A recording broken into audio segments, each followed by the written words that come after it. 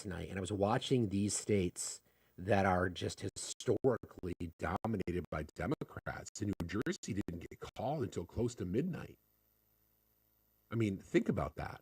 And then in New York, a state that Joe Biden won by close to 30 points, the margin was 12.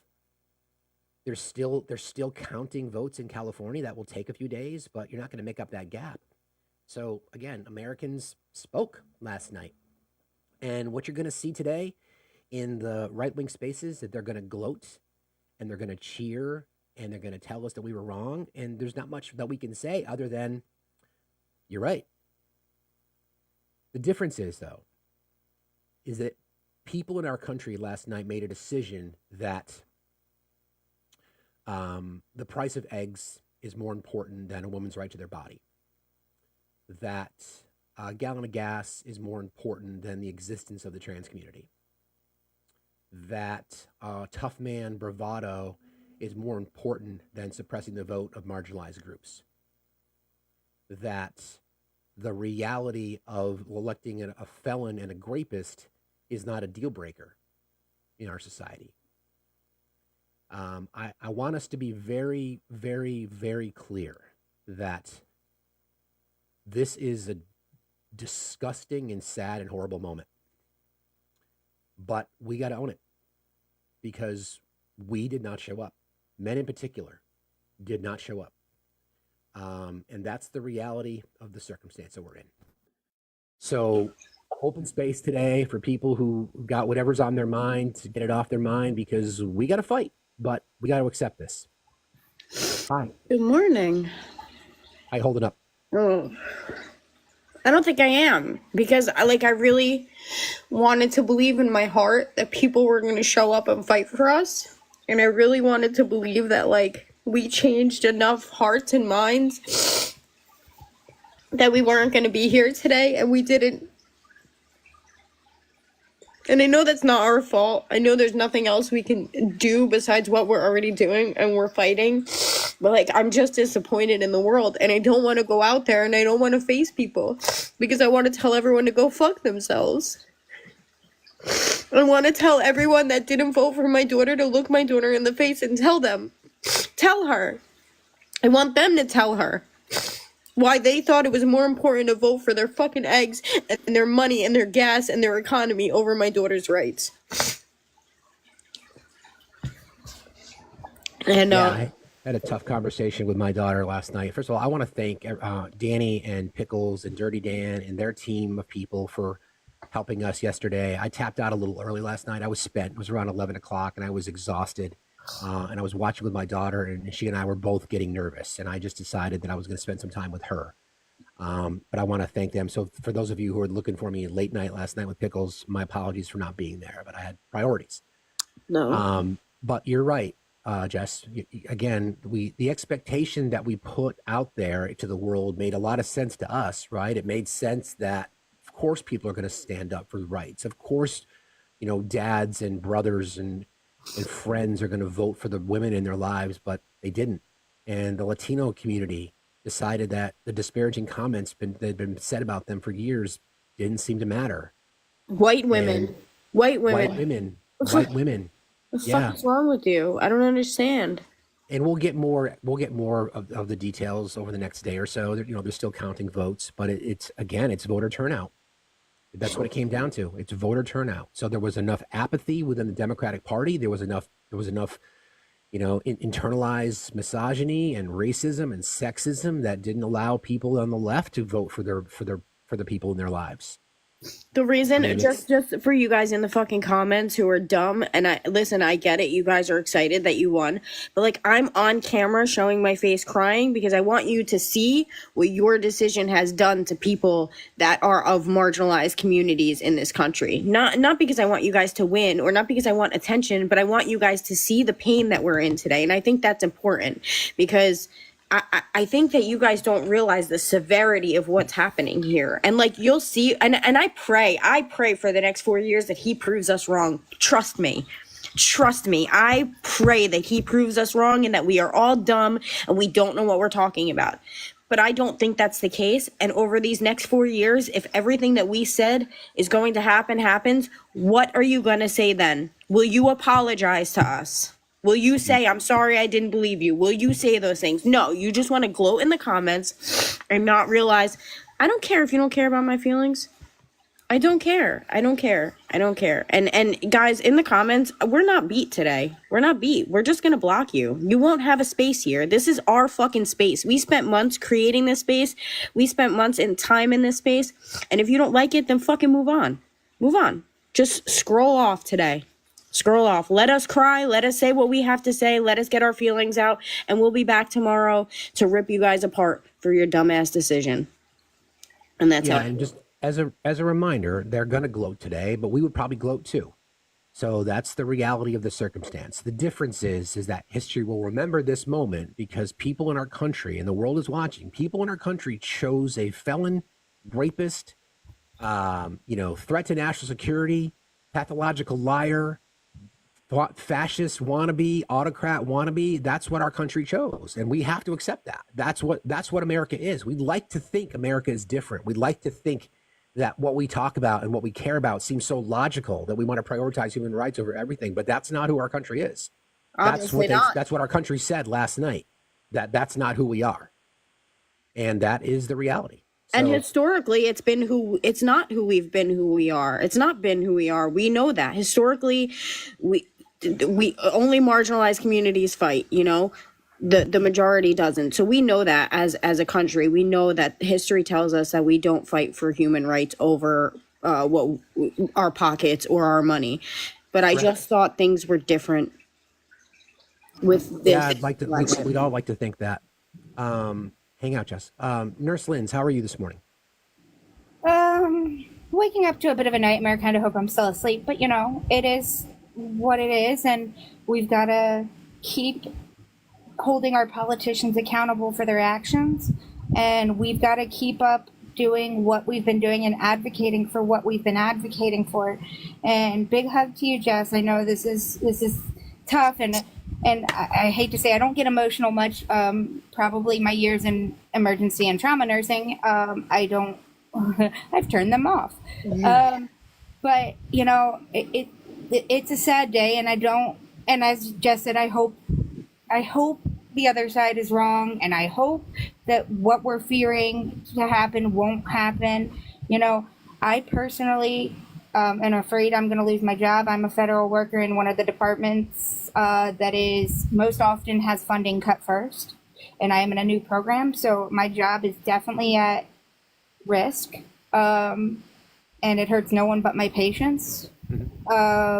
So it's really horrible, and it solidifies. I wanted to get my master's in nursing policy, which this solidifies it even more, because I need to keep arguing for the people who maybe can't argue for themselves or don't know anything about medicine or what the studies show is best for our populations. And so we just got to keep holding it doesn't matter who had won, we hold our politicians accountable, and we need to keep doing that. And we need to not shut our mouths. We need to keep our voices heard. And we need to advocate. I don't know how many of you have written your local politicians. I know I have. I've written all levels of politicians on nursing policy. Oh, yeah. I don't want to say as a hobby, but as a hobby. It's one of those things that we need to be more active. We need to make our voices heard. You need to contact your local politicians.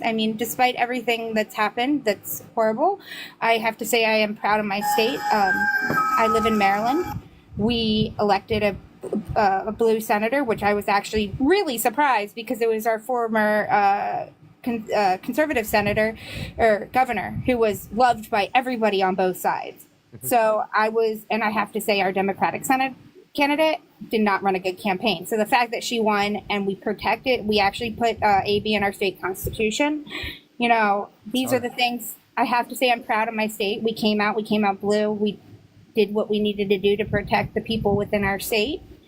And I'm proud of my state. I know a lot of people are disappointed in the results and can't say the same about their state. And I'm disappointed that Florida's majority spoke about AB, and because Everybody, it did please not keep reach, tapping and sharing so we can stay on the FYP, friends. Thank you very. Sorry, Liz. Go ahead. that's all right. Because it didn't reach the 60% required to add to their state constitution, they couldn't add it to their state constitution, and that's atrocious because the majority of 57% still spoke. Yep. And I am now more than ever realizing to be a childless cat lady was a good idea. And I'm okay with being a childless cat lady, and I am scared for our future though, and I really hope, as Jess said, that we are proven wrong. Yeah. Well, thanks for jumping in this morning, Linz. I Yeah. appreciate you. A lot of people want to chat today, but I appreciate what you do. And you're right. We can lick our wounds today. That's expected. Everybody's going to process this the way they're going to process it, and that's Absolutely. okay. Thank But you for being here. don't stop the good fight, everybody, and virtual hugs for everybody. Indeed. Yeah. She's right, guys. This isn't the end. This is the beginning. Like, we knew Steve's been talking about this for months now. This isn't the end. This is the beginning. Now is when we really have to fight. Here. That's right. Hey, Kel. Hey, how y'all doing? We're doing. How about you? I am. I'm not doing well. I'm alternating between crying and panicking. It gets real. Yeah. My daughter is not feeling good, so I had no problem calling out because I can't look those kids in the face today, knowing that we failed them. Yeah. I there's so many things that I want to say, but I'm trying to process this myself. I haven't slept and kind of been just pacing all night. The reality of what you just described, though, is the fact that these conversations have to happen. I'm having that conversation with my 17-year-old daughter today, right? And before she left for school this morning, and just dumbfounded because she's looking at me like, I've been confident going into this thing. I said, obviously you never know. Like I've said here, I've been very optimistic about what was going to happen and was wrong. Obviously it's something that I did, but to be able to have that conversation to say, how could you have missed? How could you be wrong about that? And I know she wasn't saying that, but that's what I was thinking because we as parents, take all the shit that's wrong on ourselves. But it's the reality that we all have to come to grips with is that our country spoke last night and it said that our country by and large prefers hate, prefers misinformation, prefers misogyny, sexism, and racism. We have to accept that. We have to accept it. Now we can work to change it, and we will get busy starting tomorrow, but that is the reality of it. Now, I don't make a cautionary tale for anybody who is in a marginalized group. I am concerned for you. In particular, members of the LGBTQI community, and more specifically, the trans community. You need to do what you need to do to protect your peace. I'm sorry that more people that look like me did not show up to defend your rights. I'm sorry about that, but you've got to do what's right for you. The fight will continue, but please, please, please take care of yourself today. Yeah, and my daughter is so crazy because we woke up and she goes, "What happened? What happened?" And I told her, and I think she understands the severity. And she said, she's like, "I'm literally a Black woman who's gay, who is also Hispanic." She's like, "I am every marginalized community there is." Yeah. And I'm like, Yeah. so there are so many different ways that this could affect her. And I'm just hoping, I live in New Jersey, so, I'm not as bad off as other people are in different states. Although I was watching New Jersey last night, they didn't call it until midnight. I'm so upset with New That's Jersey. an indication. In the state of New York, which Joe Biden carried by almost 30 points, Kamala Harris won by 12. Yeah, it's The crazy. people just didn't show up. The people just did not show up. It's going to be a 10 million vote deficit between what Biden got and what Harris got. Which is huge. That's crazy. It's disgusting. People just didn't show up. Yeah, Every single day for the last 6 months, every single day, we've been telling people to vote every single day. If I failed. I failed the assignment. No, People didn't take it seriously enough. you didn't fail. You did everything you could. No, I every mean, day. obviously I know that, but that's the point, right? I mean, it's simple ask. Like we put people on the spot to say you would give your heart, your lung, your blood, every drop of every ounce of blood in your body, but you wouldn't vote for the rights of your daughter. It's just amazing to me. But When I put anything my else you want to daughter, get off your chest, Kel? yeah, when I put my daughter to bed last night, she said, "Wake me up when Kamala Harris is president." And I said, "I will, baby," because it was only 7 o'clock. And I was already awake when she woke up at 4:30 this morning. And I sure as shit felt like a failure telling her that it looks like Donald Trump's going to be our president again. Yeah, I know. Well, hang in there, friend. Okay. Yeah, I and I'm going to appreciate. drop. I got to go make breakfast snacks. Okay. Good luck. Talk to you later. Bye, guys. Bye. So I think it's so important that we find out what our next assignments are. You know, guys, like today we can working lick on our wounds, we can cry, but we're not gonna stop the fight, and we're definitely not gonna stop the fight here. So don't give up. Yeah, don't give up. I mean, obviously today's the day to do whatever you need to do, right? We're going to process our emotions, whatever they are. They're going to be big feelings. There's going to be anger. There's going to be sadness. Just a couple of hours ago, Leon and I were on the phone with each other. You know, there's all these kinds of things, all this information that we have to process. For me, you guys know me well enough to know that it's going to be the why. Like, what did we miss? You know, I feel so friggin' horrible for Kamala Harris today because she's got to perform her job as vice president for the next 10 weeks. She's going to call Donald Trump and concede because that's what an adult does. She's going to certify the election on January 6th because that's what adults do. And she will likely not have much of a political future, sadly. And again, to be the most qualified person to ever run for the presidency, that to have that be your end because people just decided that you're a black woman, I can't vote for you. It's crazy. It's just crazy. Hi, Amy. Good morning, loves. Good Can we morning. turn comments off for a little while, guys? Just a lot of hate and anger out there. If you guys could get us to 200K so we can make sure we can stay on the FYP, I'd really appreciate that. Hi, AD. Hi, loves. How are you? Oh, well. We are. I mean, never was there a time that I was ever so glad that we have created this space than now, you know? Yeah. I think the thing that I've been really wrestling with for myself is that I was way more optimistic about human behavior than I probably should have been. Given the work that I do, I know how broken brains are. And I guess the one thing that this has shown me is that it's I've got a lot of work to do for half the country that need therapy really bad. So I guess I'll keep fighting because that's what we're gonna do.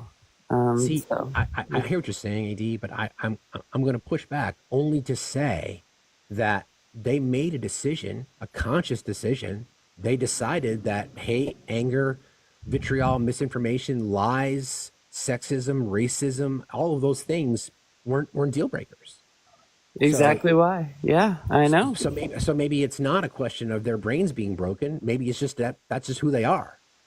You know, we as empaths, we who believe in the promotion of human rights and the respect and the protection for marginalized communities, we feel like those things are the most important, and they are. But a person deciding that they just don't prioritize those things, I don't know. Does that mean that their brain's broken? It just means it just tells us who they are. Yep. Yeah, both. I mean, I both. Yeah, I think, because of their brain being broken, that is who they believe that's important. Like, you believe And at that point, can you blame them? At that point, can you really blame them for thinking that way? If that's just how their brain processes, like it's like you can't. Like, how mad can how mad can I possibly be? You know. Exactly. I can't, like, we have to be understanding this is just how these people are programmed, and it takes decades to deprogram people from these ideologies that they've had because of the society that we've created. That's right. I mean, go ahead. From a practical perspective, we have to look at, so the Senate there's still a couple of races out there. It's a very strong possibility that it might be a 53-47 majority. and the Republican side. You lost a couple of really strong senators in John Tester and Sherrod Brown. The House is still undecided, but that's looking very, very tedious. And there's a very strong possibility that within the next 3 days, we will look at Donald Trump and the MAGA Republicans having control of our government.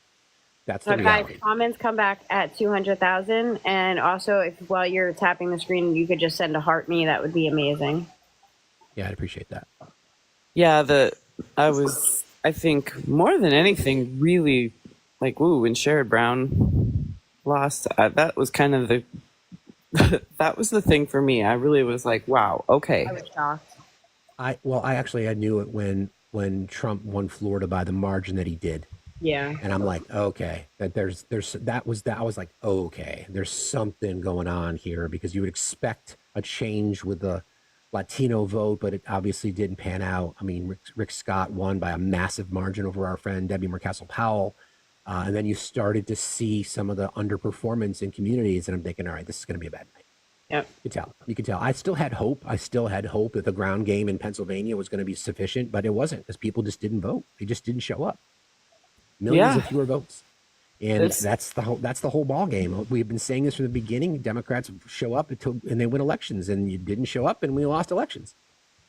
Yeah. So, I guess I'm digging deep, and I'm trying to put it in perspective. I know Darius and and thank you for talking to him last night, by the way. He's still a hot mess, and rightly so. I mean, we all are.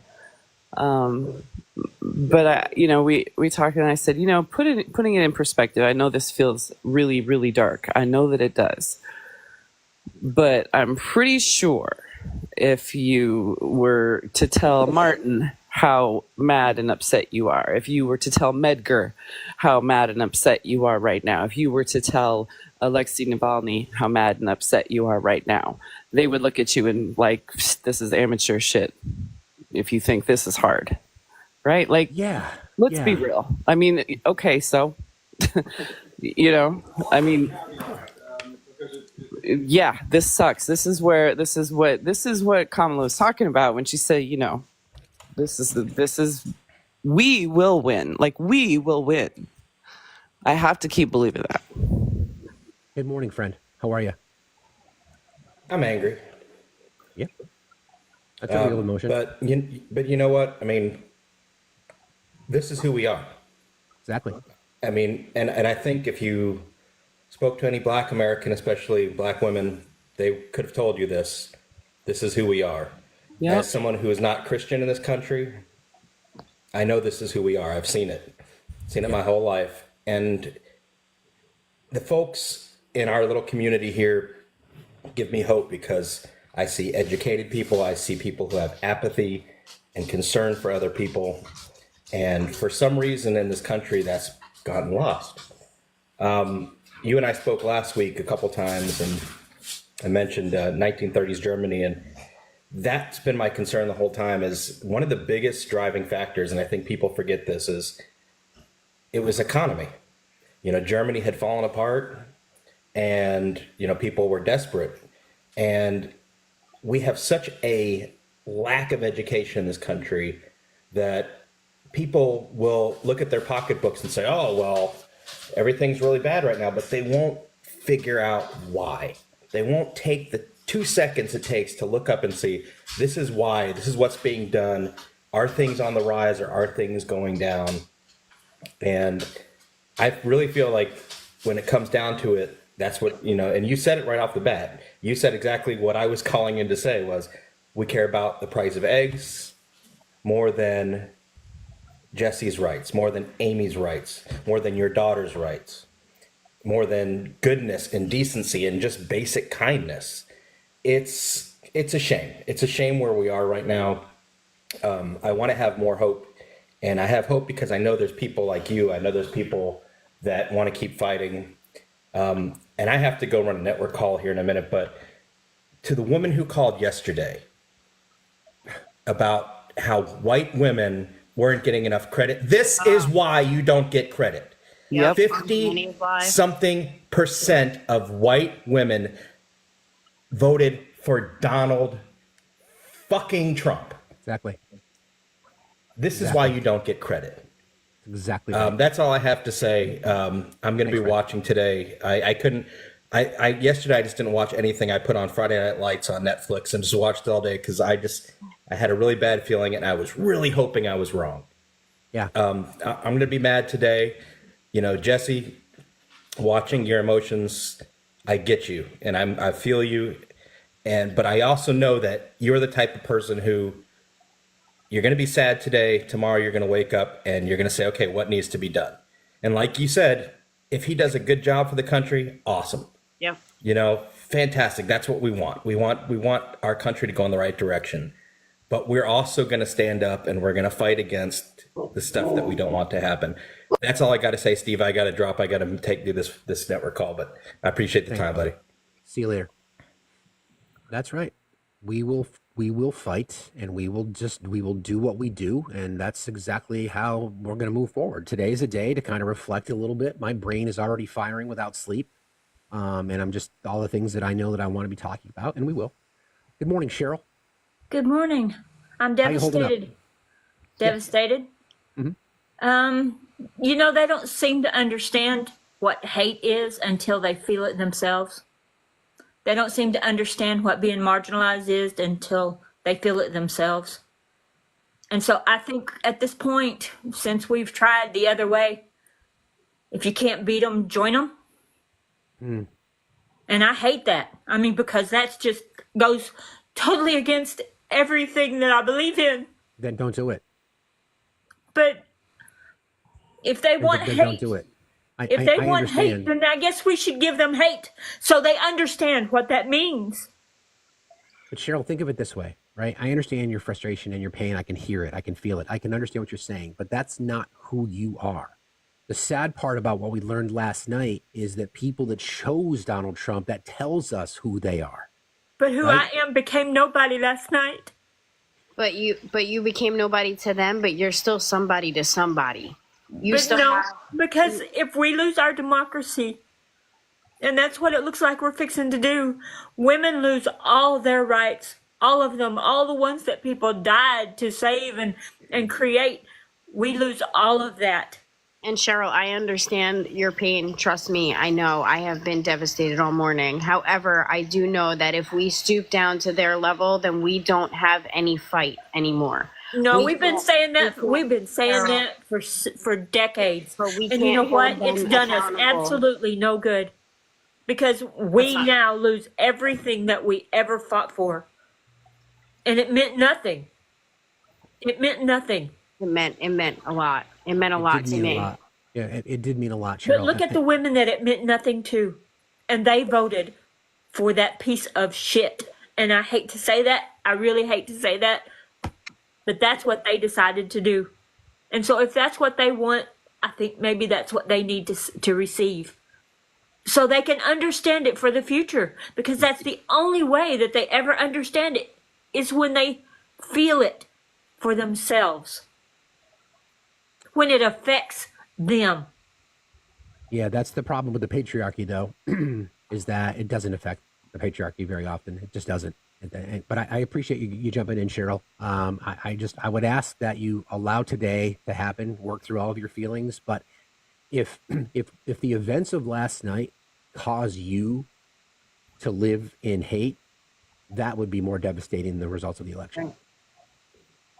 Yeah, because one thing I'm not going to do is negotiate who I am, right? Like, exactly. What I'm not going to do is let this take away my power to do what I know is the right side of history, right? Like, you just lost all your power. That's not true. You just lost all your power. Yes, you did. Because they can do anything to us that they want to do. Cheryl, I think, yeah, again, I'm not going to believe that.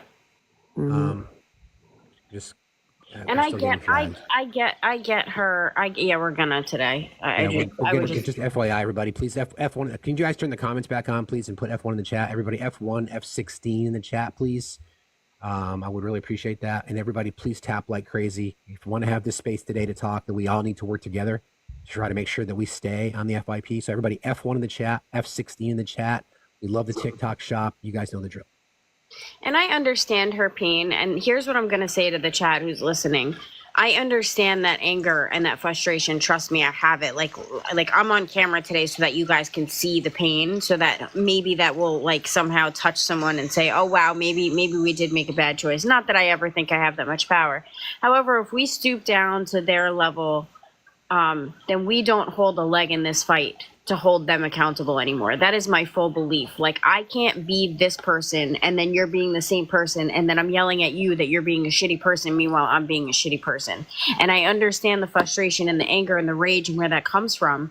However, I think that if we just take a day or two to kind of let this, like, feel our feelings and then let it settle down, and then we got to get to the real fight. And the real fight is not stooping to their level. The real fight is fighting them so that they go away eventually.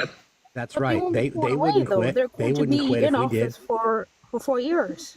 Hi, Ms. Lawrence. How are you? Hi, Harry. I'm not in America, obviously, with the accent here now, but I could feel the effects of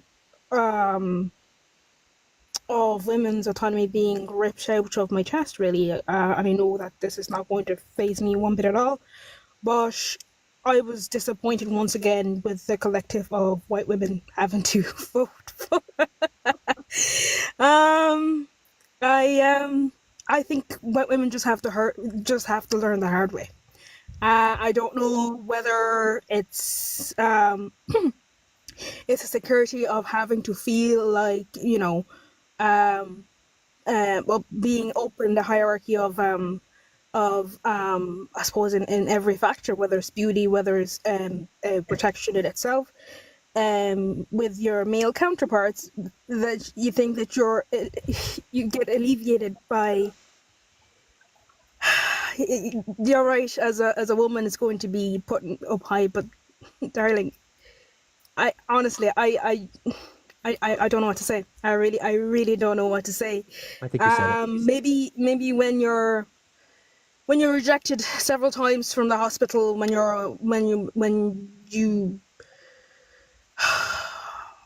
have a contraception, when your contraception fail and you end up getting pregnant, and you can't do anything with that pregnancy, without being jailed or anything like that. I don't know what women have to go through in order to fully understand what the fuck they've done, but sure, it is what it is. Trump is a presidency, so we'll just have to drink a cup of tea and be with it. We'll just be loud. That's all I wanted to say, really. Well, I appreciate you, Florence. Thank you for being here, friend. You have a good day. I think the circumstance that we find ourselves in, and again, you said this pretty well, AD. It's members of our society have been experiencing this forever, being let down by other groups, understanding that there are people that there's a target on their back. Well, now there's more of us that have a target on our back just because we happen to have a particular political ideology. The reality of the circumstance is, like I said before, I'll say it again, America spoke last night. This is who we are as a country. This is who we are. We have to stop thinking that we are the shining symbol on the hill. We have to stop thinking that we are a pillar of democracy and civil liberties and rights. We have to stop thinking all that shit, because that is not who we are. Last night, we were told by the majority of the people in our country that we are an autocratic society with one person who should rule over all, who do not care, who do not prioritize the simplest things as human fucking rights. That's just not who we are as a country. We are no different than the rest. The rest of the world can look at us and say, there's so much of the American experiment. That's done. The rest Allies of the aren't going world to trust. is looking at us and laughing. I have friends in other countries. I used to play a PvP game, so I connected with a lot of people from a lot of countries. I mean, we have a lot of people in a lot of countries here. But my friend from Sweden literally messaged me, and she was like, I was hoping you guys were going to do the right thing. She goes, we're over here and we're shaking our heads. Yeah. You know? Yep, I know. And just we have to accept it. If we can't, we're not going to. This is going to be this is grieve, right? And we're grieving, and that's part of the process. You have to go through the stages of grief. That's what this is. We'll come out of this. We'll fight back. I just don't know on what we can fight for, because again, our country has told us that we don't care about your human rights. We don't care about women's rights to their body. We don't care about the existence of the LGBTQI community. We don't care about the suppression of the BIPOC community. We don't care about healthcare. We don't care about the environment. Yeah. Hopefully we have one left to fight for, so. Hey, Cameron. Hey, Steve. Hey, Amy. Hey, Cameron. Hi. Oh, hey, I'm sorry I didn't see you down there. It's okay. What's on your mind? I am doing okay this morning. Luckily, I have friends that do live in Canada that have offered me a place. I've been preparing for the last 6 months to be an asylum seeker. I've also been planning dual citizenship. If this were to have happened, and it did. Can I come with you or what? Like, I wish I could take everyone, but I can't. And that's part of the push. They want us to leave so that they can run their dictatorship unencumbered without the resistance. So we are now the resistance. Yeah, Right? like that's what I feel like. I'm channeling my inner Alexei Navalny. Fuck that. Yeah, I mean, we are the rebel alliance, right? I mean, take whatever analogy, whatever comparison you want. That's the shit. We're the resistance. My daughter, my millennial daughter, sent me a quote this morning. She said, "When injustice becomes law, resistance becomes duty." Well, Yeah. time for me to do my duty and keep resisting. That's correct. But as a disabled gay man, I don't have a whole lot of choices. Yeah, you got to do what you got to do, my friend. I would never besmirch anyone for doing what they felt they needed to do to feel safe. And I think that's the hardest part for me, that I have to sit with this, is that I feel like I don't have a country. And that's the saddest part for me today. Yeah. Yeah. I feel betrayed. I think I feel betrayed. Yeah. I think, again, whatever feeling we have, I think one thing we've learned about this space is whatever people feel, they feel, and that's the circumstances. I was angry, I was like, I was gobsmacked. It's like, what the fuck am I watching? What am I watching? I'm thinking, oh yeah, we live in a racist, sexist, misogynist, patriarchal society. Oh yeah, I forgot. How can I forget? Joy Reid said it best. I was watching some of her coverage. She said it was already a heavy lift to elect a woman, but a black woman. Right. So no one should be surprised by this. Did we think we were going to change our brokenness in 100 days? Optimistically, yes. I think we drank some Kool-Aid ourselves, right? Like, I was excited. I was drinking the brat summer Kool-Aid. I was, and still am. Like, I'm not giving up on her. I'm damn sure. Look, I'm not gonna betray Kamala. Like, I'm still here. I'm still gonna fight, and I know she's gonna fight. Like, you think she's just gonna go away softly into the night? Have we not learned anything? Amy, I'm sorry. Just a PSA for the comments. We are trying to simmer down some of the comments. So if you guys are in the comments, just bear with us. Nikki is trying to figure out how to turn on sub only. And what's sad is that my entire MAGA family, I have been getting gloating text messages from today. Yeah, of course. You should see my face. You know how many people I deleted off of my social medias? All I posted on my Facebook was, how does hate win every time? I'm devastated. And they're literally in the comments. Like, I've had so many people laughing, thinking it's funny, thinking it's a joke. And how do you see someone in pain, even if you feel justified in winning this election? How do you see someone in pain and laugh at that? And that just proves to me why our country voted the way that it did. Because if you can see someone in pain, and instead of just scrolling past, or instead of not commenting, or instead of just sending a heart, but you want me to be friends with you. At the end of the day, all these Republicans are crying about, how come you can't be friends with MAGA, or how come you can't be friends with a Republican? That's why, because you have no fucking compassion. I disabled my Facebook this morning. Yeah, it's a lot, and I suggest anybody to take a break from their socials except for us, because we're great. Yeah, we're gonna need a break. But Cameron, thanks for jumping in today. I thought about you when I saw you requesting the box, and I know that again, every I want to hear from all communities today that are marginalized, that have said that they appreciate this space as a place to speak and whatever it might be, because I want to hear what's on your mind. And I want to hear from people who aren't in a marginalized group, who then voted to defend the rights of others. Because we gotta make a plan. We've got work to do. And like I said it before, and I'll say it again, the work starts today. Whatever the results were, the work starts today. We can breathe. We can scream. We can kick holes in walls. Please don't do that. I don't recommend it. Because you'll have to fix it. But we still got a lot of work to do. But Cameron, thanks for jumping in this morning, friend. Appreciate thanks, Steve. You got it. Take care, bud.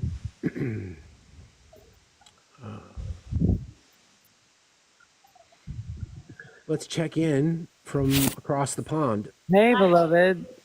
Hello, it's your emotional support Brit here. Thank you. I was hoping to see you today.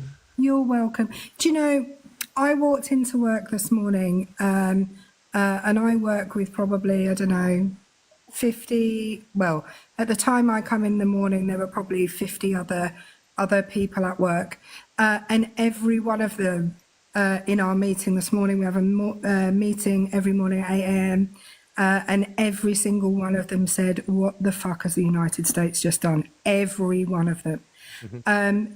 He is not well liked around the world. There are the occasional, there's the occasional European that thinks he's all right, but not the vast majority of us. But this is what I want to say to you today. I know how you all feel about this. I hope that he is a brilliant president. I hope he is. My hopes are not high, but I hope he is. Because at the end of the day, you want the best for your country, so you've got to hope he's going to be good. You have to hope that. But if he's not, those people in the comment section that are being so mean, you are the people we're holding accountable. That's all. That's what I said. I said they better come back and fucking apologize to my face. So let's be real about something, what you just said, Erica, because I'm going to mark this down. 8:44 Eastern Time on Wednesday, November 6th. The economy has been doing extremely well, as we know, and they will be taking credit for the economy as soon as Donald Trump is sworn in to be the next president. They will be taking credit for all the things that the Biden-Harris administration have done to make us the most successful country of the G7 coming out of COVID. All the things we've been talking about. As inflation goes down, as wages go up, all these things, as the stock market continues to break records. I'll be curious what it does today, though, to be honest. So just remember that. Because that's exactly what they will do. Exactly. I agree with you, though, Erica. I really want to be proven wrong. I want to be proven wrong. I do. The other thing that I'm going to say is, again, to the people in the comments that keep saying cry. I remember when Trump lost in 2020. I remember the posts that were coming from MAGAs, crying, literal tears. Yeah. You are no better. And had this gone the other way, it would be you crying right now. The end. Exactly. The difference is I wouldn't be happy to see them cry, right? Like, that's the thing. I really wouldn't. It'd just be like, look, we get it. And we're here for you to, maybe now you can see, right? That's what I was hoping for. I didn't have sport ball energy about it, right? Like so I think somebody said it in the comments, like it's like a football game and they're just excited their team won. And so now they're like doing the, yay, we beat your ass kind of energy. Like, that's weird. That's a weird flex for the fact that, now people are going to not have rights. Like, remember, they weren't just crying, they were violent. Yeah. Their outrage for losing is well beyond anything you're going to see from Democrats or our side of the party. Yeah, what I do know is we're not going to have a repeat. We need to accept the results. We need to not throw shit against the wall of the Capitol. We need to not commit an insurrection. We have every right to challenge the votes within our constitutionally protected rights. We have every right to do that. When the time comes, Kamala Harris will concede. If she hasn't already, she will concede, and that's what adults do in a system like ours. And again, we all want, I was trying to find a Facebook post. I'm not on Facebook anymore. I'm not sure how to do that. I tried to log back in and I forgot all my credentials, but I made a post when he won in 2016 about exactly what we just discussed. Like, I have hope because our country does better if our president does well, and vice versa. And here we are again. Sadly, we should know what to expect. Like every world leader who has been elected during my knowing lifetime, whether I've thought they were good or bad, I've always hoped they would be good. Always. Because you have to hope they're going to be good. But like I say, the thing is, let's hope that all of those thousands of Trumpers that we've all spoken to over the last, 3 months, 6 months, year, who have all said that all the stuff that he's said he won't actually do, let's hope that they're all right and they've knowingly voted for a liar who's not going to do any of the things he said he's going to do. Let's hope they're right. Yep. If he's not, they're going to have to live in that world too, right? So anyway, I'm going to go because I have young people to educate. So thank you. Love you all. Love you too. My messages are open. Love you, honey. Thank you so much. Appreciate you. Bye. Bye-bye. So for some reason, I don't have the ability to turn on sub-only comments for some reason. It's not like a feature that I have once the live has started. I'm trying to find that right now. You should be able to switch back and forth to them. I just have to, hold on, let me see if I can figure out where it is. It says comment settings, but it doesn't give me that option. It says filter comments, but potentially let me try that.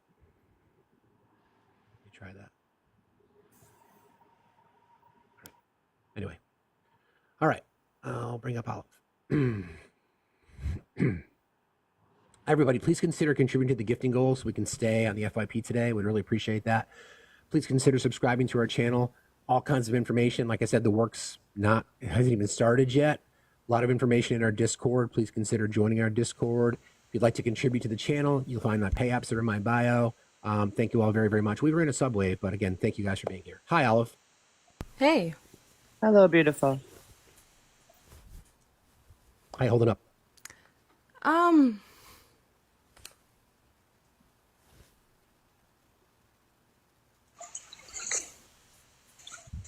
It's all right.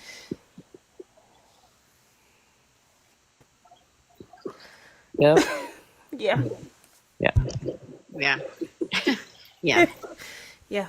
I'm here. Yeah.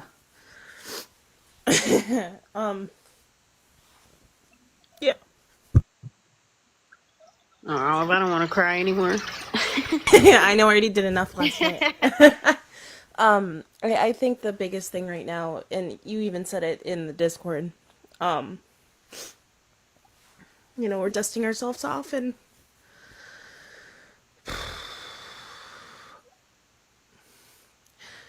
I just think the biggest thing that's making me upset more than anything is this whole fact that I posted on my story and it feels like I failed. But I'm gonna dust myself off, and I'm on the front lines. I'm the first one that's gonna go down, and I'm not gonna go down without swinging. You didn't fail, Olive. People failed you. Yeah. Yep. People who look like me failed you. People who look like you failed you. Let's be real. Yeah. White women, white men. Oh God, yeah. And the other thing too is I changed my registration. I'm not an independent anymore. I will not stand with those who want to sit there and say that I voted for the lesser of two evils. You didn't. You voted for evil. And you know you did. And I want every single person who can look at me in the eye and tell me the way they voted and look at their daughters and say, you know what? I took away their rights. I took away your rights. And it's not going to stop at Roe. It's not. It's going to keep moving forward. But, I get one day to be sad. I didn't go through all the things I went through. I didn't survive a very abusive marriage. I didn't survive a lot of hell to go down quietly. I'm not going to go down quietly. And I know I've got a great family that will dust me off when I need it. But it's just... We're just gonna take a day. Like we just gotta get our bearings and keep fighting. And this is what Glennon Doyle was talking about when she said we got to be willing to get our ass kicked, right? Like, all right, ass is properly kicked. Now what? Do you think the women, when they march for our rights, do you think that they won the first time? Do you think when Martin Luther King was fighting for black people, do you think that he won the first time? No, this is what happens when we fight for change. And we're not fighting for just a regular change, and change scares people. We're fighting for a huge shift in our country. And I don't think even the Democrats who voted, some of them don't even understand what we're fighting for. Like, they just know that they don't want Trump. And the fact is we're fighting for like progressive change. Like, we're fighting for change that has never been talked about or never been actually fought for in this country before. So this isn't an easy fight. So I, as much as I was expecting to win, I'm not shocked that we didn't, because what we're asking for is a lot for people who are programmed the way that they are. It just shows that the country would rather vote for someone who was impeached twice than vote for a woman. It's amazing to me that someone who should have never been in office, who lost the office fair and square, got it back. And I think the other big part of it too is is those who didn't vote. The voter turnout sucked. Yeah. 110%. And I posted on my Book of Face that the what did I say word for word? Because I was actually nice, because I try not to be too political on Facebook, because I have family who don't agree with my political point of views. But basically what I said is, if you didn't vote, you don't get to have a seat at the table. You don't get to scream and cry. You had your chance and you blew it. Yeah, I just everybody was wrong. Like, everybody was wrong. Pollsters were wrong. Predictors were wrong. Alan Lichtman was wrong. The polls out of Iowa, and I took the bait on that, were wrong. The thing that they did not capture was that this is a racist country. And that's just the reality. And you Racist, misogynist. Exactly. You can see the chat scrolling by. The fact that it had nothing to do with her being a woman. Yes, it did. Oh, it absolutely did. Because let me did. just float this, because it's true as and everything I believe, that a male version of Harris would have won. Yeah. You know? I don't know. Yeah, I mean, and now it's funny. I find some of the people, even on this app, that are completely disingenuous, that said that they were so glad that Joe Biden dropped out of the race when he did, and now they're criticizing. He should have stepped out sooner. So make up your fucking mind. The people that stood there and said, and bullshit with the left that drives me fucking crazy. And we have a fight. We have a fight internally within our own party to figure out who the fuck are we as Democrats. I've said this publicly many, many times. I'm tired of status quo Democrats. Tired of it. Absolutely tired of it. I don't want little bites of the fucking apple. I want the whole damn orchard. And we lost because people didn't show up. You think we asked for too much? Simple. Do you think we asked for too much? Do you think we asked for too far? No, I don't. I don't think so. I don't don't think so whatsoever. For people to be able to exist as they are, and have rights. I don't know. I think asking for basic too much? bodily autonomy is not too much. I think asking for common sense firearm legislation is not too much. I think sitting here asking for simple things to be okay is not too much. I think the other part too, and especially, going up in different fields that I'm in, what is the world too deep in misogyny where a woman can't show who she is? It's just... At least our country is, for sure. Apparently so. That's the biggest thing right now, is the fact that stepping up, going further and more into different careers, and looking at other young girls and stuff like that want to go into a male-dominated field. I don't want to say give up, but today I want to say give up. Yeah, again, whatever anybody is feeling out there today, feel it. It's okay. I have run every single gamut of emotion, and I will collapse when I'm done with our show today for a little bit. I was thinking this morning, I currently have Obamacare. I'm on the ACA, and that is now under threat. So I've had to do some hard thinking in the last 12 hours to say, do I need to join corporate America again to get health insurance? I'm not getting any younger. Oh, I'm not getting any younger. Again, woe is me. I don't mean to say that that's this huge problem. The rights of my body are not impacted, but I'm just saying how this affects people that may not have considered that. And I'm stressing because I cover my kids and the whole 9 yards, and there's all kinds of issues that are connected to that. So this shit is real. This is real. So we, again, to Olive's point and to the point I made, and when AD and Darius and I talked earlier, and I was just like, we got to accept this. We got to stop questioning how could this happen. We know how it happened because of what America told us last night. Our country said we're racist, we're misogynist, we're sexist. We don't care about the truth. We don't care about the rule of law.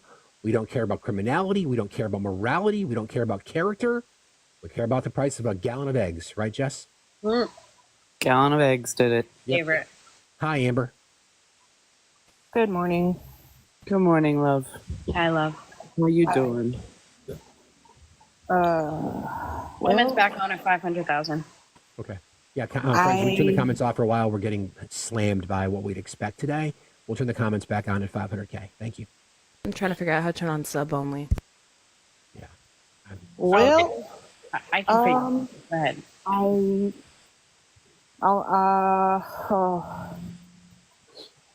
Half of me is extremely emotional and half of me is trying to steal my wool to get through the next 4 years without falling apart. My husband is just as upset as I am, to be totally honest with you. Sure. And he was a conservative when I met him, but he said this morning I've seen him cry about 3 times in our 20-year relationship, and he had a little bit of a tear in his eye this morning when he said that his father, who was a POW in Vietnam, is rolling in his grave. So I guess I'll just say, for me personally, I've been through worse things personally than this. So I will be okay. I've had to survive a lot. I'm concerned about Aunt Jeannie's health. To have to watch her rapists rule the country for another 4 years. Concerned about my 3 daughters. I'm very concerned about the Pew Pew violence prevention movement that I've been a part of for 20 years. The discouragement among us has been really high for a long time. This is not going to help. There are a lot of people wanting to just completely give up on their own lives, and that's scary. But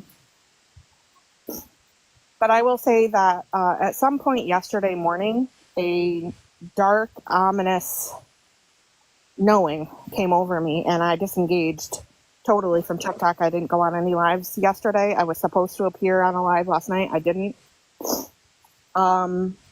I basically slept through the entire election because my body knew this was going to happen, and it just shut down and wanted to escape it. I don't know, call it instinct or whatever, but the reality is we're aware of the level of miseducation, uneducation, misinformation, disinformation that has been swirling around in these spaces for 10 years. We've all seen it, so we know how people are voting with misinformation, right? So you can't be that surprised at people who either don't involve themselves in the way the government works or in politics or pay attention to the news, fact checking and things that just voted with their wallets, right? Yeah, it's definitely a reminder of the intellectual laziness of our electorate overall. Yeah. And in addition to that, I hate to say it, but this country is pretty young, and the reality is that this country was built upon the backs of people whose human rights we did not respect because we didn't even see them as human. Until recently. We haven't come all that far from there, clearly. Mm-hmm. In addition, clearly, we have a great deal of not only misogyny, but internalized misogyny among women because they overwhelmingly voted for a rapist. Yep. I guess I will just say, at this point, if you are a progressive who wants to see this country go further left than even what it has been under Democrats, it's time to get off your keyboard and out into the streets. And I don't mean in a violent sense. I mean, get involved in grassroots movements like the Every Town and Moms Demand Action groups. Lend your voice to those movements. We need as many people as we can get because us survivors are exhausted. And we need people who haven't been through this to carry us forward through what's about to happen. You don't have a right to complain anymore if you're not involving yourself in some kind of movement to move things forward. If you've thought about running for office, you better get started in running for local office. I'm concerned about the Supreme Court. Yep. I'm concerned about the Department of Education. I'm concerned about my trans friends. Yep. I am shocked about a couple of things. I am shocked that Florida did not vote to codify abortion rights into their state constitution. I'm not shocked at all. I mean, I guess in a sense, I'll say I drank a little bit of the Kool-Aid of hope there. To be honest, I did. Sure. We have to stop thinking that Florida is a swing state. It's just not. It's a red wasteland for reproductive rights, etc. Like one of the worst. Yeah. And I've known so many conservative older people from like my hometown who have migrated to Florida over the past 10 years that it shouldn't shock me. We were looking at houses in Florida, like before I realized like what the politics were, and I was like, I told him I was like, absolutely not. And I'm in Pennsylvania, so I am. I'm in New Jersey. I'm right next to you. Really surprised at how wide that margin has turned out to be. We had more Kamala signs here than we ever had Joe Biden signs. And less Trump signs. So I know that doesn't mean a whole lot, but I did have a little bit of hope. But like I said, this country was founded on the things that we keep saying that we're trying to prevent, but they're already here and always have been. That's the problem. Amber, thanks. I was thinking about you this morning. Thanks for being who you are and what you represent. And I'm sorry. That's all I can say.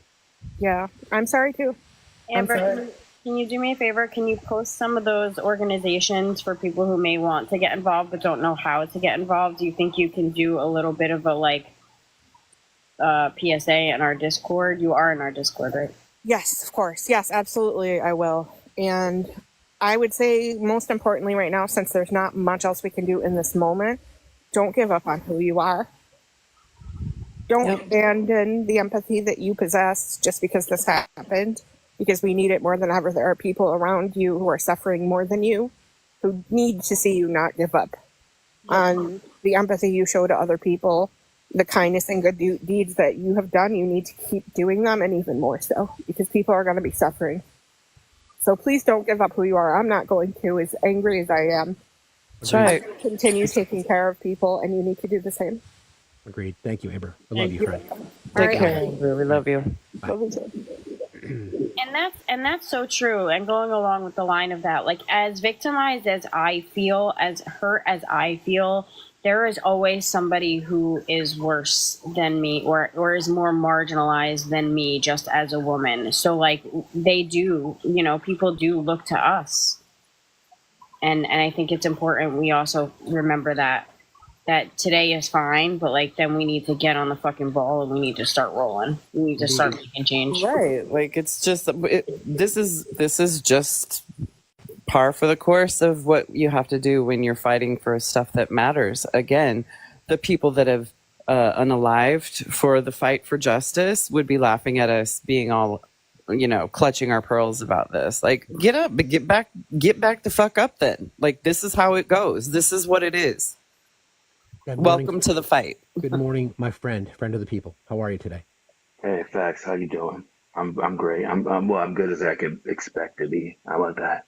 Right, fair. I'm a little disappointed because just trying to make sense of all this, and what immediately came to my mind was that the Democratic Party. I just remember 4 years ago how what was up for the debate, Medicare for all, universal child care, um, a pathway to citizenship as opposed to a right wing bipartisan immigration bill. These things were so exciting that they had to cheat Bernie out of the nomination because of the popularity of these things that he was running on, and how they totally walked away from these things.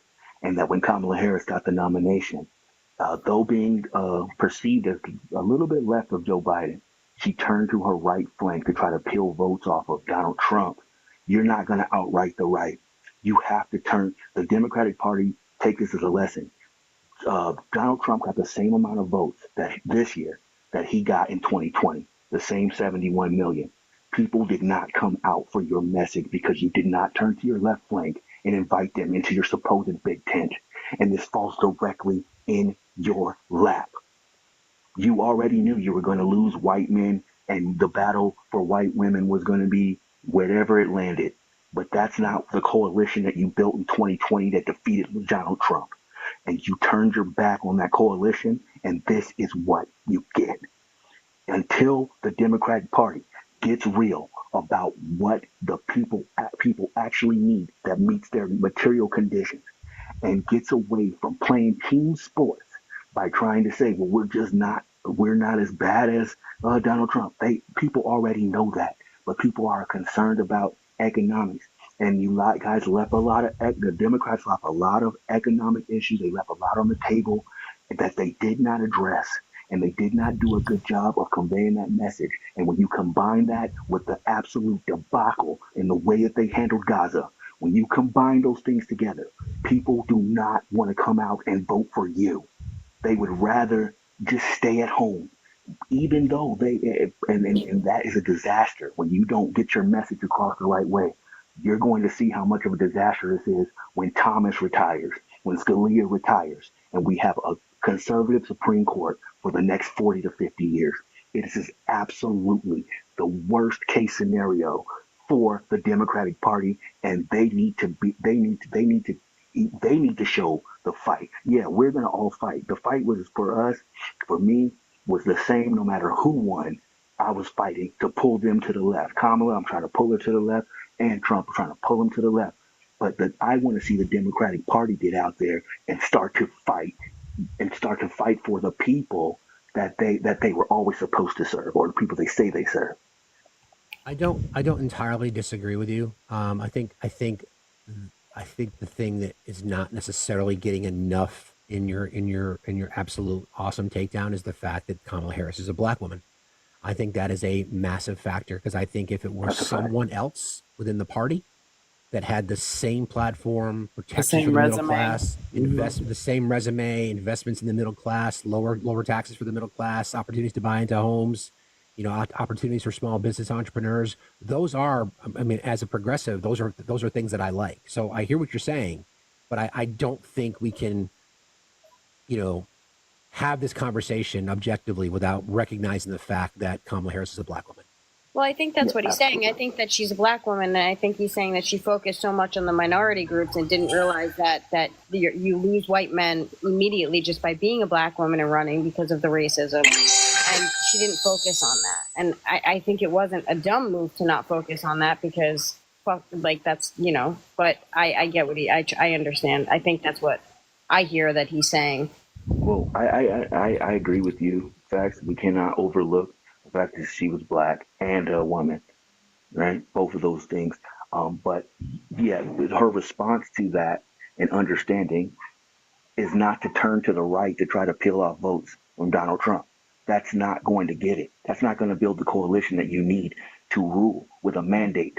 What was going to do is she needed to turn to people that were more like her, instead of expecting them to vote for her simply because she was black and a woman. She needed to turn to the LGBTQ community. She needed to turn to people that maybe are even they're anti-capitalist, like that Bernie Sanders type of voter. You turn to your progressive, to the left, to the social democrats that are willing to vote Democratic if you give them something that they can sink their teeth into. But when you walk away from the things that attracted that group in 2020, what you do is you leave them behind, and they don't necessarily think to come out for you. As a matter of fact, the thing in Gaza gives them a reason to decide. A lot of people decide to stay home over Gaza. Yeah, we can decide, we can dissect all this from a political strategy perspective. I don't agree with everything you're saying from a strategy perspective. I understand it's reactionary now. I think the challenge in our country, when you look at the electorate, basically you have the most qualified person to ever run for the office running against a criminal, running against someone who ran on misinformation. Now, the argument that you're making is valid, but when people are convinced that the lies that Donald Trump tells are the truth, it's difficult to crack that nut no matter what your strategy is. Yeah, End of I the would. day, end of the day, Democrats didn't show up. That's the reality of the circumstance. They didn't show up. They made Yeah. it. They made a conscious decision to say either somebody else has got it, or I'm tired of all the noise, or Kamala Harris is not the perfect candidate. We have to start. I think that's a piece that we need to own. I don't lay criticism on her necessarily. I think in 100 days, I think she ran That one of woman the didn't best sleep. campaigns you could possibly run in 100 days. That's a fact. Yeah, I think she the didn't sleep. Democratic Party needs to look at itself and say, okay, so are we gonna redraw our message? Are we literally gonna go further left? Because the Democratic Party is center right in America by and large anyway. We should Absolutely. start accepting that. Stop considering ourselves being on the left. The left to me is we shouldn't be talking about little bites of the apple in the ACA. It's universal health care. It's universal background checks. It's mandating that in Congress. It's getting rid of the filibuster and talking about it out loud. That would be an example of something that she should have been doing. But Right. that again, because the majority of the Democratic Party, a base that you do still need to win elections, is conservative. They're moderates. They're Joe Biden Democrats for the most part. So I don't disagree with entirely what you're saying, but I don't think it's I don't blame Kamala Harris. I don't Right, blame that's her. not where my criticism is I at think she all. ran a really, really, really good campaign in 100 days. Yeah. Really good I think I campaign. They could misunderstood have what you're convinced saying Joe because I Biden to think drop out off the rip. Maybe. I mean, I think Joe Biden did a bit of a disservice because he did say that he was going to be a one-term president. He did make that statement. But again, that's revisionist history. We can go through that process and say this or that. But I think it wasn't the energy that we saw. It's just people's apathy. People did not show up to vote. Plain and simple. You can't, as an elected official in our country, come out and say to the entire nation to say, I'm going to stop defending Israel. You can't do it. You just can't do it. Now, when you're in office, if you attempt to govern, it's a different conversation. But you can't say that. We have to be, again. We got to be honest with ourselves. We've got plenty of time to criticize some of the machinations of how the last 2 weeks, the last 30 days, the last 100 days went. But we also have to be honest with ourselves. It's people within the party that didn't show up. And that tells me that there are a lot of sexist, racist Democrats that just decided they couldn't pull the trigger either, figuratively speaking. It's also not even just that. It's the fact that so many people want to take this lesser of two evils, this ideology that a third party from the top bottom will work. And that's not how it's ever going to work. There's a lot of, and this is even me going out towards my own generation. The fact that a lot of them were so selfish and they had this high moral ground for a little bit because I'm not going to vote for either party because of, when you're looking at the numbers specifically, Jill Stein, RFK, whatever dude from Texas who runs every 4 years as well, I can't even remember his fucking name, should have never gotten any kind of votes. None of them should have. Because you guys sat there and screamed at the top of your lungs that you did not want Joe, and there was someone else that was new. And I even stated prior then, go vote. You didn't do it. You didn't vote. You still chose to be selfish and take this high moral ground that you thought you had. It's crazy. Fucking crazy. Olive, you're absolutely right. But like to to Fact's point, it wasn't a high moral ground. A lot of it was actually just people's bias against a black woman. And Exactly. and the way you're laying it out, I do understand where I kind of have missed that boat a little bit. Even though yesterday, if you would have been in the room with me and my wife talking about it, that's pretty much all I was harping on because I did see, leading up to the election, a lot of like people that were just kind of brain broken where they didn't have a reason not to vote for Kamala Harris. There She wasn't a was very reason. intuitive in terms of trying to address a lot of things that were going on. I just think that also, I would have liked to see her have a little bit more of a left leaning type of campaign. But ultimately, what she did say was enough for the average Democrat to come out. So, Democrats, why didn't you guys think it's going to take? In 2020, we knew it was going to take about 80 million votes to get rid of Donald Trump. This time, obviously, somebody missed the vote on that because we didn't get anywhere near 80 million votes. Correct. And Donald Trump got the same 71 million. His people just came out for him for that message. He'll And, end up with he more didn't than have that to because get they any. haven't even finished counting votes yet. He'll end up with more than Yeah, that. right. But by And and large, he didn't 75. He got have to. 75 million in 2020, but Uh, there's still more votes to count. So Yeah, but by and large, he did not have to get any new voters. Anybody that voted for him in 2020, just come back. Just still believe in me. Just stay with me, and I'm gonna ramp up the rhetoric on you, and I'm gonna give you more of what you love and play the hits for you. And they came out for him, but for the there's a disconnect. I don't know the Democrat. I don't like to blame voters because you have to earn votes. I don't always no, I like to. blame voters. Yeah. I'm blaming voters, I'm and I'm blaming also voters. I mean, we've seen this is the same thing that happened in 2016. Again, this is the issue that I've always had. Fred, thanks for jumping in, bro. I'm going to drop you down. I got a lot of people requesting today. Thanks for being here. I appreciate you very much. Have a good day, man. You too. This is the same thing that happened in 2016. In the quest for perfection, we've sacrificed the good. And this is the issue. We cannot deny the fact that, again, sexism and racism exist in our country. Misogyny, it is there every single day. The onus, this election turned on voter turnout. It's that simple. There is no objective reason why Democrats couldn't vote for Kamala Harris, the most qualified candidate to ever run for the office. I So think I've been super critical of the Democratic Party and their apparatus, and I get that. But in this case, you had an extremely strong candidate up against a liar, a misogynist, a convicted felon, an adjudicated sexual predator, a thief, a con man, someone who exposed our national security secrets and will do it again, who hasn't been doing it all along, is about to get his finger on the button again. So we have to stop blaming the candidate. This is not on Kamala Harris.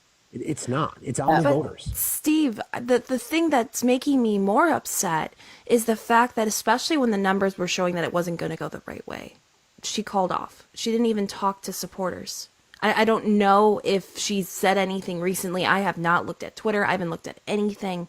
But it's just, there was so much momentum during the DNC. There was so much momentum there. There was so much movement forward. And But again, though, what would be the expectation? Let's think about it. Let's think about it logically, right? You have 100 days to organize a campaign. You barnstorm the country. You come out with policies. You get a vice presidential nominee. You destroy Donald Trump in a debate. You respond to every single hateful rhetoric that he spewed out there, and you turn it into a campaign ad. You galvanize the support from marginalized groups. You get endorsements from people who represent marginalized groups. You're eloquent. You're incredibly talented. You know, won elections across the board. The most qualified candidate to ever run. So, because this is the reality of the political science model. If she decides to go up there and start talking about mandatory gun buybacks, and or day one we're gonna sign universal health care into law, that's not going to get her elected either. At the end of the day, this is the issue of the Democratic Party. They just look for perfection at the price of the good. And let's just be honest with ourselves. yeah, I mean, it's just, I don't. And I beg to differ with him because policy-wise, I think she did focus on marginalized communities. I think she did more for marginalized communities than any other president has ever put in their policy for the running. I agree. I misunderstood what he was saying. I thought he was saying she focused too much on that and not on the larger portion of her, so the ones she would want to vote for her. So I misunderstood what he was saying. So I don't understand that. That's crazy. She did a lot. Keep in mind what the Obama coalition was, right? That's what the appeal for the Obama coalition was, to grab some moderate Democrats to obviously expand voter outreach so that the BIPOC community in particular would be voting, organize a ground game, unions, right? Young people. That was the Obama model, and it worked. But that's not the model anymore, obviously, for the Democrats. That's no longer the model. So now you got to rethink your strategy. Hey, Cage, how are you? Well, Hey, I'm not. Cage. Hi, guys. I'm not shocked. Okay. And what I'm about to say, many of you are going to be, you're not going to be shocked by this. Look, 2022, we lost Roe versus Wade. To say that I am not shocked at this outcome, I'm not. I'm really not. Because we saw what happened in 2022. All this is, and I just have to be blunt. This is about saving the supremacy, period. I mean, because for sure, if people had read Project 2025, and here's the crazy part, I have Hispanic friends who voted, and I'm like, you do realize he was talking about you. They think that they will not be put in those camps. They really believe that. So I'll be right back. To say, and I just tell people this, I'm not shocked, I'm not hurt, but I did talk to my parents about how I'm going to navigate this country now based on how they grew up. So I know I'm going to be okay, but it's, I used to tell people all the time, they so focused on us as black folks, the black vote, the black vote, the black vote. There's not enough of us to vote in a dog catcher in this country, but we were put up there as if we could really make a difference in this election. And here's what I think is really funny is there was so much focus on our votes that the people who got triggered by that, I think that it was not about voting for Trump per se. I think it was just voting against Kamala. And I really believe that. I really believe that they put that out there deliberately to say, look, she's black. She's black. She's black. First she wasn't black, then she was black. Then she wasn't black, then she was black. That was deliberately done so that people would not focus on her policies. They would not focus on her plan. They just focused on her being black. That's it. And at 55 years of age, that's all it's about. I keep telling people all the time, the anti-blackness that we face is real. Every time people say, oh, the only people talking about racism are black folks, it's real. And this is just further proof. Now, I dropped out of the feminist movement because of what happened in 2022. Okay? 72% voted for what happened. So we see that people, and now the Republicans have both the Senate and the House. Not yet. Well, it's very close, okay? But luckily in my state, Angela also Brooks won, okay? That's awesome. Which is amazing. I'm Yeah, so we're- happy. I was so happy for that. One little beacon of light. Yeah, and then Kane won in Virginia. That's where I used to live. My kids live, one of my kids lives in Virginia. I have one in Vegas, but I'm not shocked by this. You have to understand that my parents grew up during Jim Crow. My grandmother, my mother's mother was born the year it was instilled. We are not, the black community is not shocked by this. We're not. Nope. We're not even hurt by this because we're used to being betrayed by those who play in our faces. What I do see, though, is the people who voted for this do not understand that Project 2025 is now a go. Exactly. So all of these people who don't get that they're about to lose their Medicare, not even Medicaid, Medicare, the veterans who are going to lose benefits, the Department of Education is going to go bye-bye. People are going to find out that their kids are not going to be going to high school, let alone college, because they're going to be put in vocational positions. Women they're going to take away marital rape. They're going to take away the domestic violence.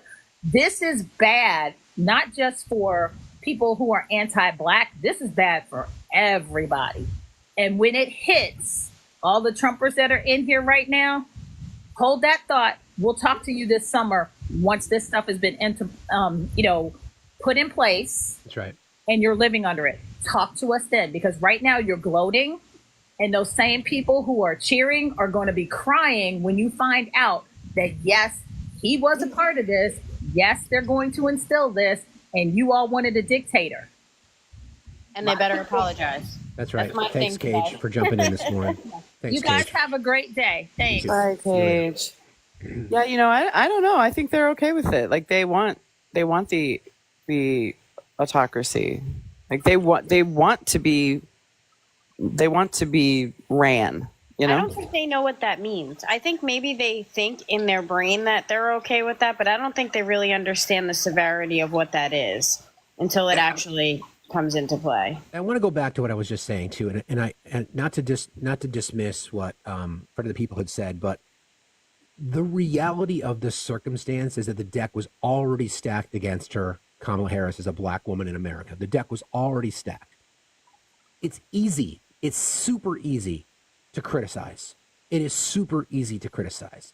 But again, I've been studying politics for a very, very long time. And to run the campaign that she ran in 100 days is amazing. There's no doubt about that. The fundraising worked. What didn't work was misogyny, internalized misogyny, sexism, and racism with the Democratic Party, and people didn't show up. People didn't show up. Trump will end up with roughly the same amount of votes he got in 2020, roughly speaking. And the difference is Democrats, moderates did not show up. It's not because of Gaza. It's not because of, no talk of universal health care. It's not because of that. We got to be honest with ourselves. We got to be honest. It is, again, the Democrats' quest for perfection is sacrificing the good on the way. Somebody is in the comments. They wanted to ask Steve if you can explain why the race was called so quickly. And I'll just make a point to that, is that because we don't have anybody interfering with the voting process. And that's why last election was such a mess, is because we had somebody literally yelling, "Stop the count," contesting votes everywhere, acting a fool, him and his team. And this year we're going to accept the election results because that's what we do. Yeah. The reason specifically that if you look at Pennsylvania, that was called a lot sooner than people would have thought, is because the machine, the people who monitor these things, and because every campaign is going to have like their big board, and they're going to be looking as to where they need to get votes from and what those margins need to be in those communities. And then the decision desks and or the news agencies who have got access to the same information, if you're looking at a race where a candidate's up by 4 points, 5 points, say 175,000 votes, and you know that what's left out there might be 150,000 votes, so there's no possible way that candidate can catch up. So it's the pathway. There's no pathway, there's no pathway, right? Exactly. Like, regardless. Exactly. What's That's it called? right. So, beyond a margin of error, right? Is that like the? It's a little bit different because it's actual. You know what's registered. So again, the internal polling is different than what we see from Kornacki and what we see from the people that are reporting on. Although they get the same information, you have to look at what's out, what stands out. So, for example, Democrats do better by and large with absentee and mail-in ballots. So when you're counting those, you can expect a particular percentage to go to Democrats. What happened last night was that percentage was a little bit less than what Joe Biden got because not as many people voted. Right. So then if she had just repeated what Joe Biden did from a voter turnout perspective, we would be celebrating Kamala Harris today. Right. But that's not what happened. People didn't show. That's the sad part. That is the sad part. I want to hear from Rolo today. I'll be curious his perspective. Hi, Rolo. Hey, Rolo. Hey, friend. How are you? Hey. Good morning. Well, not so good. Hey, I just wanted to comment. Since we have to be do a self critique, right, on this issue. May I just point out that the Democratic Party did not do hardly anything. In fact, they went the other way when it came to trying to get the Latino vote. As an immigration attorney, I get to look into the inner workings of how immigration in particular works. And I have been frustrated with the Biden administration from day one because they didn't do anything to protect and gain the Latino vote. When they tried to pass the Langford bill, I honestly felt like stabbed in the back because of how horrible it was. And then Kamala goes out there and says, we want to revive the Langford bill. And as a side note, he says, oh, we're going to do a pathway to citizenship with no specifics, right? So when I see that the Democratic Party, specifically Joe Biden administration, when they had the opportunity to put up deportation, deportation priorities, like the Obama administration did, the Supreme Court gave them the power to specify who would be a high priority and who wouldn't. The Biden administration did not do anything. As a result, the Biden administration has deported more people than the Trump administration. And they never pushed for some kind of comprehensive immigration reform, even if it was in rhetoric, even if it was pushing something. They came up with something on day one, but most people don't even know about the very good immigration proposal that happened on day one, and they just kind of left it there. And they didn't do hardly anything for the Hispanic population to get our vote. As a result, 45% of the Latino vote went for Trump, and it's like 17 points higher than 2020. So I want to push back a little bit, Rollo, only for the purpose of having this conversation. Yes, I understand what you're saying. I totally understand what you're saying. But when you look at the choices, and you look at how the community, the marginalized groups, the Latino community, whatever it might be, when you compare the two candidates, you've got one person in their side that on the collective, Kamala Harris, has talked about the preservation of rights. Now I agree, not specific enough. And then the other talks about mass deportation, villainizes every member of your community that has brown skin, talks about mass deportation, rounding people up, murderous thugs, et cetera, et cetera, et cetera, et cetera. So I don't even know if the perfect plan for immigration does enough to say to people, you are literally voting against your best interest by casting a vote for Trump. Yeah, no, I 100% agree with you on that. And I will concede 100% that in the Hispanic population, you have an incredible amount of misogyny and machismo, to the point where men, particularly Latino men, came out voting for Trump, which to me is disgusting. Any Hispanic person who voted for Trump, I'm sorry, but that to me is disgusting. I have zero respect for that. But when you have men coming out voting for Trump, it's because of the machismo in the culture, right? The misogyny, pretty much. Right. They don't think that a woman can run the country, even if she was the best candidate, right? She was really an amazing candidate.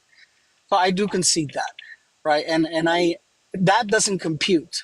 How the heck, even after from the beginning, I mean, the rhetoric against the Hispanic population has always been disgusting in the side of Trump. And what he did, like I got to see firsthand as an immigration attorney, how his policies, when it came to immigration, because they are administrative nature, they don't have to go through the courts, they don't have to go through the Congress, they don't have to go through anything. All they do is assign themselves some case law that is benefiting, asylum, and then overturn it sua sponte, like on their own accord, right? Without even having a case in controversy. So Trump did a lot of that. And it really hurt asylum seekers. You guys know about the zero tolerance policy, you know about the rhetoric. Right. So I can't compute why it went through, besides that there is extreme misogyny, machismo, right, in the Hispanic population, and racism, right? Unfortunately, in the Hispanic population, there's a lot of colorism and racism against Black people. It's disgusting, but it has to be the reality. But I still hold that the Biden administration did nothing to gather a vote. Yeah, again, I don't disagree. I certainly do not disagree. At the end of the day, though, I don't know what you could have done to sort of circumvent what you just described. That's my point. Yeah. And again, when people that have always been strong, dependable voters in the party don't show up, you didn't have to get more votes. You just had to get as many as Joe Biden got. I'm still flabbergasted about that. How did we not surpass the 80 something million votes? 81 million. I know. Misogyny and racism. That's how. Exactly. Yeah. So There you go. misogyny and racism. Yeah. Yeah. So I again, friend, I don't disagree. I mean, you've convinced me about humanitarian family reunification and economic approaches to immigration. I completely agree. And there was an opportunity lost there, no doubt about it. A lot of finger pointing, no doubt about it. I don't think it changes the narrative, though. Sadly. Yeah. No, I mean, I think it would have helped, but yeah. Maybe. I agree. But I mean, literally, 500,000 people of Puerto Rican descent in Pennsylvania who went out on social media disgusted by what Donald Trump and others said about their island, and they didn't show up to vote. And if they did, they voted for him. Yeah, I think now's our time to regroup and figure that shit out, right? Like now, we just, as with anything, we have 4 more years to prepare for, right? The one shining light in this is if our Constitution holds, the motherfucker's out after 4, right? Like, bye, boy, get on. We'll see. That's a big if. We'll see. Let's hope. I was totally hoping to relaxing, because it's been so stressful. But now, instead of laying down and rolling over, I mean, the fight begins. I was hoping that if we won, then we win and hold our leaders accountable, right? Then there's a different fight, and that's a more positive fight. But now that we lost, we have to just fight harder. I'm still gonna hold our leaders accountable. That's not gonna change, right? Can I ask you a question, Rolo, on immigration? Yeah. It's a question that was asked to me by somebody who doesn't want to come up. How does a mass deportation affect a DACA recipient? Well, I mean, from the rhetoric to actually making it happen, it's a long stretch, right? There has to be a lot of violations to the people's rights, constitutional rights, a lot of racism, a lot of race-based. Why does that word leave me? When you target people, sharing, please. Appreciate you guys. Yeah, when you target people because of their skin color, right? That's exactly what needs to happen. Now, when it comes to DACA is going to die. Right now, it's on its last legs. Trump administration, DACA will probably completely die. So that's the way that he fought against DACA. He's going to continue fighting it. And DACA is so weak. The legal grounds for DACA recipients is so weak that, a couple of court cases here and there is going to finish it off. And then they're fair game for deportation. And it is 100%, they're documented. So we know where they are, where they work, what school they went to. We know everything about DACA people. Right. And for those of you who don't know what that is, those DACA is most of the recipients of DACA are children who were brought here by their parents, or they, weren't brought here legally, and they received DACA as a temporary residential status, basically, right? Am I wrong, Rolo? Yeah, it's called deferred action. There's deferred action for childhood arrivals. Yep. So you have no legal status except for a deferred status. So all the government says is we're not going to deport you in the foreseeable future. And we're going to let you work with a work permit and give you a social security number so you can pay taxes.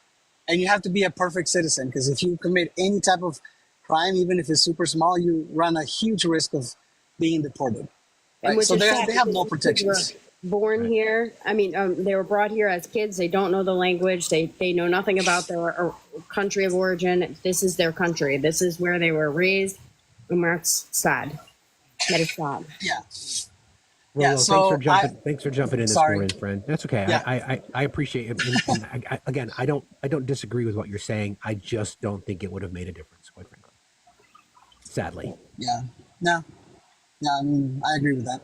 Thank you so much. Thanks, Rolo. Keep the fight, man. Keep up the fight. Sorry, Steve. I just have somebody who I have gotten kind of close with over these past couple months, and they're very scared of their DACA status. Yeah, I mean, there's a lot of people scared today. Again, I want to reiterate, and I'm not disagreeing with what Rollo said, but I just don't think there could have been enough that could have been done to circumvent racism, sexism, misogyny. End of the day. End of the day. No matter what, it could have been the perfect policy. It could have been the perfect approach to healthcare. It could have been the perfect approach to everything. But people didn't show up to vote. Why? Black woman. I mean, Mic drop. The other thing that it's making me think is, are we going to have to sit even longer to see, if there could ever be a woman in office? Do we have to wait until the boomers expire? Do we have to? Is that where we're going next? I don't know. I mean, again, we have time to analyze that. The voter apathy. I think it's across the board, and I will be interested to see the numbers, like just the generational numbers. I don't know. I don't know if it's a matter of energizing the low propensity types who just think that this is, just kind of like whatever. I don't know how we get people to care more. I don't know what the answers are. But damn it, if I'm gonna just give up. Like I guess I wrestle with going back. I'm vacillating back and forth between anger and resolution, right? Like I'm feeling resolute, and I'm also really pissed off, and then I'm also scared and sad. I'm feeling a lot of things, as I think we all are, right? And that's it. I also everybody, please consider contributing to the gifting goal. Please consider joining our team. Please consider subscribing to the channel. If you're heading on over to the link tree that's in my bio, the pay apps are over there. Much appreciated in advance. And please check out the merch in the merch store because we got a lot of work to do. Own it. Hashtag liberal scum. Pick up your shirt. This is I am fucking Zen. It's an appropriate one for today. Hashtag liberal scum has never felt more accurate. Exactly. There's cool merch in time for Christmas too. So thank you guys very much. And please consider joining our Discord. By the way, we are streaming on YouTube currently. Please consider going over there to subscribe to the channel. Leave a comment. Leave a like. Tell your friends because we ain't going anywhere. No, we're going to be here fighting for human rights. That hasn't changed, right? Nothing from yesterday to today has changed about why we're doing this, why we show up, why we're here talking, why we're all here, why we've built this platform, why we've built this amazing community. We are here for each other. We have to be. We have to keep fighting. Nothing has changed about us from yesterday to today. I also, because I saw comments talking about Gen Z, being the Gen Z influencer that I am, taking my flowers little by little, even more and more, I will hold my own generation accountable. The young men in my generation, some of the young women in my generation. Yep. Because that's the other thing that's making me upset. The other thing that's making me really mad is the fact that we did have a higher voter turnout this go around. So what is going on within my generation? To any other Gen Zers that are in the chat and are listening or anything like that, tell me why. Tell me why. Why? Yeah, the comment that Adam made that she did not connect with young men. That's not. Again, there's a reason why she didn't connect with young men. I mean, young men and their racism and their sexism because they've been influenced by the patriarchy. They've been influenced by the Andrew Tate effect, the Ben Shapiros, the Charlie Kirks of the world, the J.D. Vances of the world. That's the issue. It's got nothing to do with the quality of the candidate. It's got nothing to do with the quality of the candidate. It wouldn't matter. No. Our country told us yesterday that it wasn't ready to elect a black woman. Our country told us yesterday that we are still very, very broken and have a lot of work to do. Steve, if you see a JBM reptile in the request, that's my boyfriend. Okay. Obi, good morning, brother. Good morning. Good morning. Morning, Obi. I fell asleep with you last night. You did fall asleep in my live. I did. Was I snoring? No, you weren't. Good. Here's what I'm going to say. So I'm old enough to have survived Reagan and 2 Bushes and 1 Trump. Yep. So today ends in a Y. Yep. What I find not shocking at all is the amount of racism and bigotry and Christian nationalism that has always been a part of the foundation of the United States. That part. what we do need to unpack and talk about, and this is really important, is the undue influence and basically evil of Christianity when it comes to politics. This is very serious, and this has to be discussed, and we've got to stop shying away from this as a political party. Agreed. Christianity is just as equally responsible for what happened in this election as anything else, because it teaches these things. It's a part of the core principles, not because of what's written in the Old Testament or the New Testament. As a matter of fact, it's counter to that. But because we don't tax religious organizations, because we continue to allow preachers to preach politics, right? Until we unwind money from politics, which includes organized religion, and the only organized religion that makes money off of politics is Christianity. That's it. Correct. So where you have marginalized communities, especially men, globbing onto this, let's be clear, because it's not Christianity, it's Christian nationalism. I mean, I'm not again. Well, no, I'm gonna push back super hard on that. Let me say why. Well, let me see why. It's because we see at the top of the Republican Party now 10 toes down Christian nationalists. And there are Christians that I believe that we've spoken to on this app that do not believe what Christian nationalism or do not stand by and support. Here's how I'm going to push back incredibly hard on this. Okay. And I need you just to be patient with me here. I got you. Okay. Every cop is a fucking dirty cop. Why? Because there continues to be dirty cops, and cops don't do anything about dirty cops. Christianity continues to be a cancer in the United States of America. Why? Because supposed Christians never push back, never hold them accountable. You will never hear a Christian come up into this box and say what I'm saying. Granted, I am not one. But I never hear a fucking word from them. Never. You know why? That's fair. Hey, look, what am I pointing at? I know. Yep. They're all going to be okay today. And those from the marginalized community, fuck you. I'm tired. I am sick and fucking tired of standing in your corner and then having the men in these marginalized communities time and fucking time again ignore the obvious. You think it was bad in the last 3.5 years? Buckle the fuck up, buttercups. Because if you voted for Trump, this is all on you. And now what you've done is you set your own people back decades. Hey, Obi, we're getting flagged for hate speech, bro. So just temper it down a little bit, friend. All right. Well, it's the truth. And this is the problem, right? Is that we never talk about F1 the in the chat, everybody. 10,000. F1, F16 in the chat, please. Yeah. F1, By the way, I did cut my hair.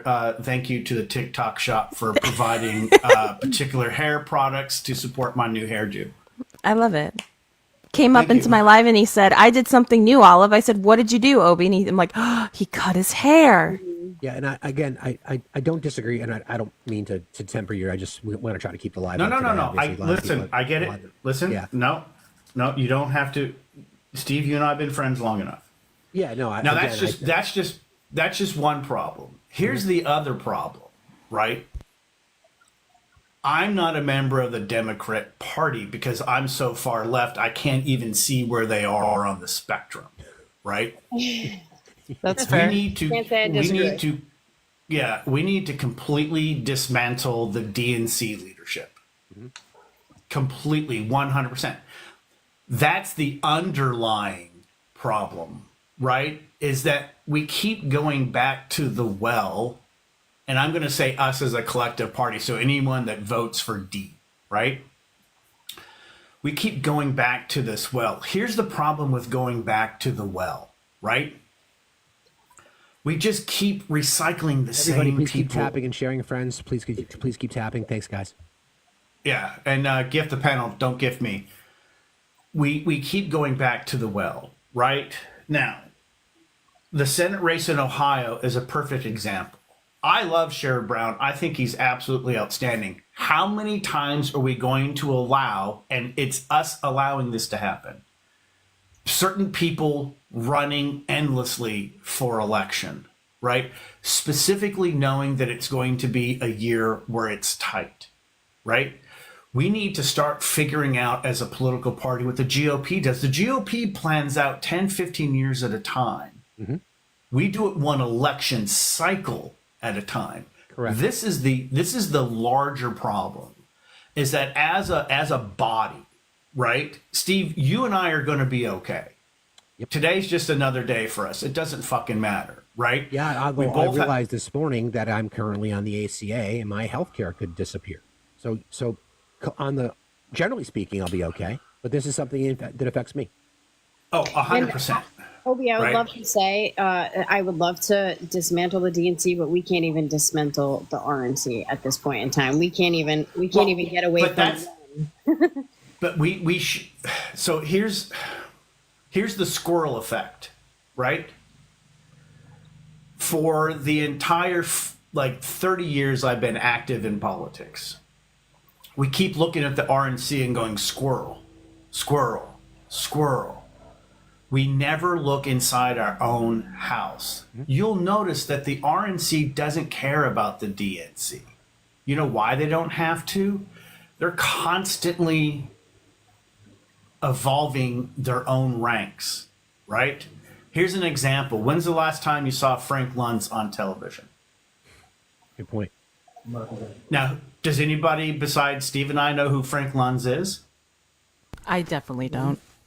Frank Luntz is the person who made the RNC what it is. He was the message master. He is the person that basically came up with, go ahead and keep telling a lie because eventually it will become the truth.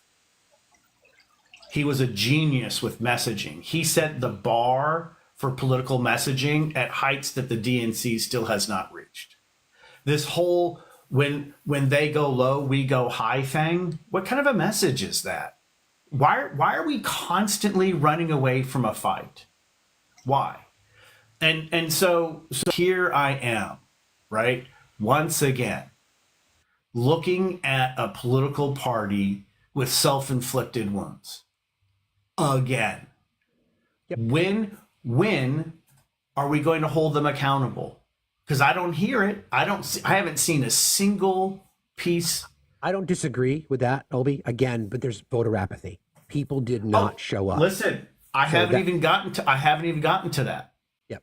I'm that's like I'm getting there, right? But let's go ahead and jump up to that point.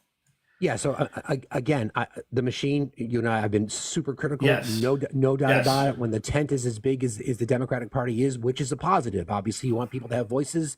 You want representation from marginalized groups, and the only political party in our country that is willing to do that would be the Democrats. The problem with that, when you have a very, very big tent, you have to listen to many voices. Again, not a problem. But when you expect them to show up and the voice, the message from the top is not resonating with those individual groups enough, then you get what happened yesterday. Voter apathy. And as a reminder, sexism, racism, misogyny. Yeah, I think too we messed up with messaging. I really do. And I think that's why we have voter apathy. The disease of voter apathy has always been misogyny, racism, bigotry, and basically ignorance, right? That's there because for many, that's a part of how they grew up. Right. And we're waiting for the Best By date to happen so that is kind of removed. But the problem is that doesn't message, right? To whoever was asking earlier, do we have to wait for the Best By date to come? Well, yeah, unfortunately we do, because we don't know how to message. Right. And so what was the approach of the campaign? It was literally so broad, it had no specificity in it. That was the one thing that irritated me, but I didn't say anything because my job was to go out and vote, right? But if we look back at the campaign, first of all, having 4 months, it's amazing to have garnered as many votes as she did. That was amazing, right? what is the differentiator between those that voted out of civic duty, which is what we did for those that voted, versus those that stayed at home? And I guarantee you it was the messaging, right? And so you have an underlying problem that never gets addressed because everyone's afraid to touch the third rail. And then you just had people that were like, fuck it, you know what? I look like Obi, I'll be okay. Right? And when are we going to as a big tent literally say to people, hey, what didn't we do to garner your effort to literally go vote? What was it? Because I have yet to ever hear that in an election cycle, right? We keep talking about the window dressing, the lip sticking of a pig. With, you know, we keep going back. But Steve, have you ever heard anyone do an analysis on not that there was voter apathy, but unpacking it? Because I was looking this morning and I couldn't find anything. And not just from this cycle, I went back like 20 years. No, the anecdotal evidence tells us that when Democrats show up to vote, they win elections. So you can point to the specifics as to what happened yesterday, and the same thing happened in 2016. It's the same model. There's an ironic coincidence that both happen to be women running for the presidency. So I think we cannot overlook that. That is so critical to what we're talking about. The apathy thing, specifically from my perspective, is the feelings and the woe is me pearl clutching from the left because of looking for perfection. So again, I don't criticize the candidate. I think it's difficult if we're being objective. I think it's difficult to criticize the candidate because of the fact it's a campaign of 100 days. I think I agree with you regarding messaging. You and I have had many conversations about this. I think this year the messaging was better than I've seen it in past election cycles. And I think you're running against a fascist. You're running against a 34-time convicted felon. You're running against an adjudicated sexual predator. We know the list. If that wasn't enough to convince the American electorate to just put their misogyny aside for a second, that the perfect message, the perfect economic plan, the perfect healthcare plan would not have mattered. Yeah. Yeah. And so I think we need to continue to unpack that. And more importantly, we need to start holding people accountable, right?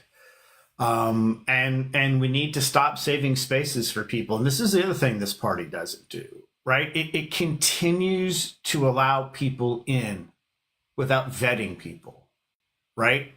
It's time to start playing politics on the same level as the RNC. And what I'm going to ask everyone / give everyone a suggestion, if you continue to hold spaces and allow persons to come into your life that are literally destroying your futures, because I hate to tell you, I'm an old dude, so my Best Buy date's coming a lot sooner than yours, right? Not after that haircut and all that weight loss, my friend. I mean, yeah, first of all, 26 pounds and about 15 pounds of hair. Hey, now. Don't be a part of the problem. Don't be a part of the problem in the following way. I've talked about Sir Karl Popper, I don't know how many times. Steve's heard me say this a gazillion fucking times. If you don't know who Sir Karl Popper is, please go look him up, because he talked about the tolerance paradox, right? We are not required as a society to be tolerant of the intolerant, and yet we continue to do it over and over and over and over again. And at some point in time, I really hope that the generations that are younger than myself come to really believe that we don't have to be tolerant of the intolerant and that we stop saving spaces for them. Because that's one of the downfalls of this party, is they keep saving space for people. Why? The RNC doesn't save space for people, and look at how they win elections. That's right. Right? That's right. So I'm going to shut up because I just saw who came on the panel. And I would love to hear what she has to say. Good morning, Rosie. Morning, Rosie. Hi, Rosie. Morning. Hi, holding up. Well, Nebraska certainly is not in a good place right now. I don't know if anybody cares. I mean, District 2, we actually voted Harris. Yep. Again. Yep. The other districts didn't. We codified an abortion ban in our state constitution at 6 weeks. I don't know how we undo that. Every single candidate that was a good Democrat that I was working with lost. And it wasn't by a little, it was by a lot. And I don't know, I agree with the being tolerant with the intolerant. No, you know what? You're on your own. I'm not. I just realized this morning the first campaign I worked on was Paul Wellstone in 1991. And we have people that come in here and they want reassurance and they want us to tell it's going to be all right and they want us to boost things and they want us to say this. They want us to cover this election, donate here, do that. And they don't do a damn thing except sit in their lawn chair and watch us. You cannot keep doing that because we end up here again. And it's yeah. Somebody used to go, Trump's your president. Yeah, he is. And you know what we're not doing? Burning down the Capitol. That part. Correct. We didn't do that in 2016 either. No, we wore pink hats and donated to Planned Parenthood. Yeah. So, I mean, this is fine. You wanna have him run it again? He'll run it right into the ground. And then you know what? You want to have JD Vance do the same thing? Go ahead. I've been, I don't know. I'm just really disappointed. The demographic of white women that, again, voted against their own interests is the same damn thing. That part. It's like, you know what? When all of you start going septic because you can't get health care in your state, well, that's a shame. Am I going to go to your march? Nope. I showed up. I've been showing up for years. And then when we ask you to show up at the booth, the voting booth, you just derp away and vote however your grandpa told you to. Like you got no brains at all. The demographics on this are just really sad. I can't believe the amount of Latino men that voted for Humpty Dumpty McCaskrat. It's like, what? He said he's going to start deportations day one.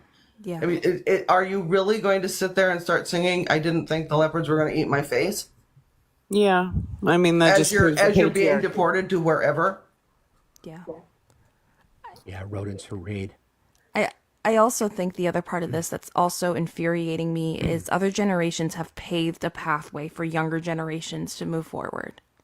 Gen X, millennial have been able to make this move forward in a sense, and Gen Z failed. My generation failed. My generation decided to sit on their asses and not do anything. That's the issue. And the other part too is I'm sitting here not and just your generation, but yes, your generation failed. yeah, it's just, you guys paved pathways. You guys gave us opportunities. You have given us all this movement forward. And unfortunately, you don't need to give anybody else flowers because there's other generations that let us down too. But it's a big one, Steve.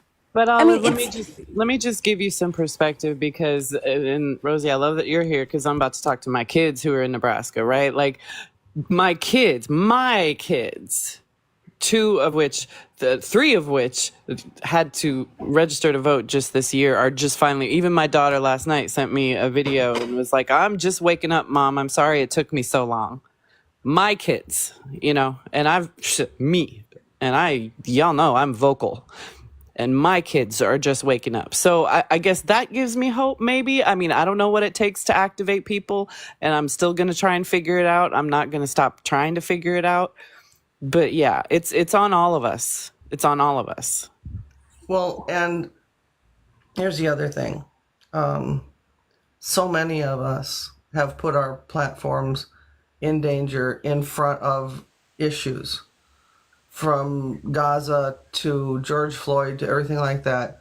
and we knew we'd take our lumps. We knew we would have threats on our lives, and I did. We would lose followers. We would have all of that. And then when it came time to say, we have this election that is happening right now, and it's very important. And this is just my opinion. I'm not saying this is anybody else's opinion. But when some of the extreme left started saying, oh no, vote for Jill Stein.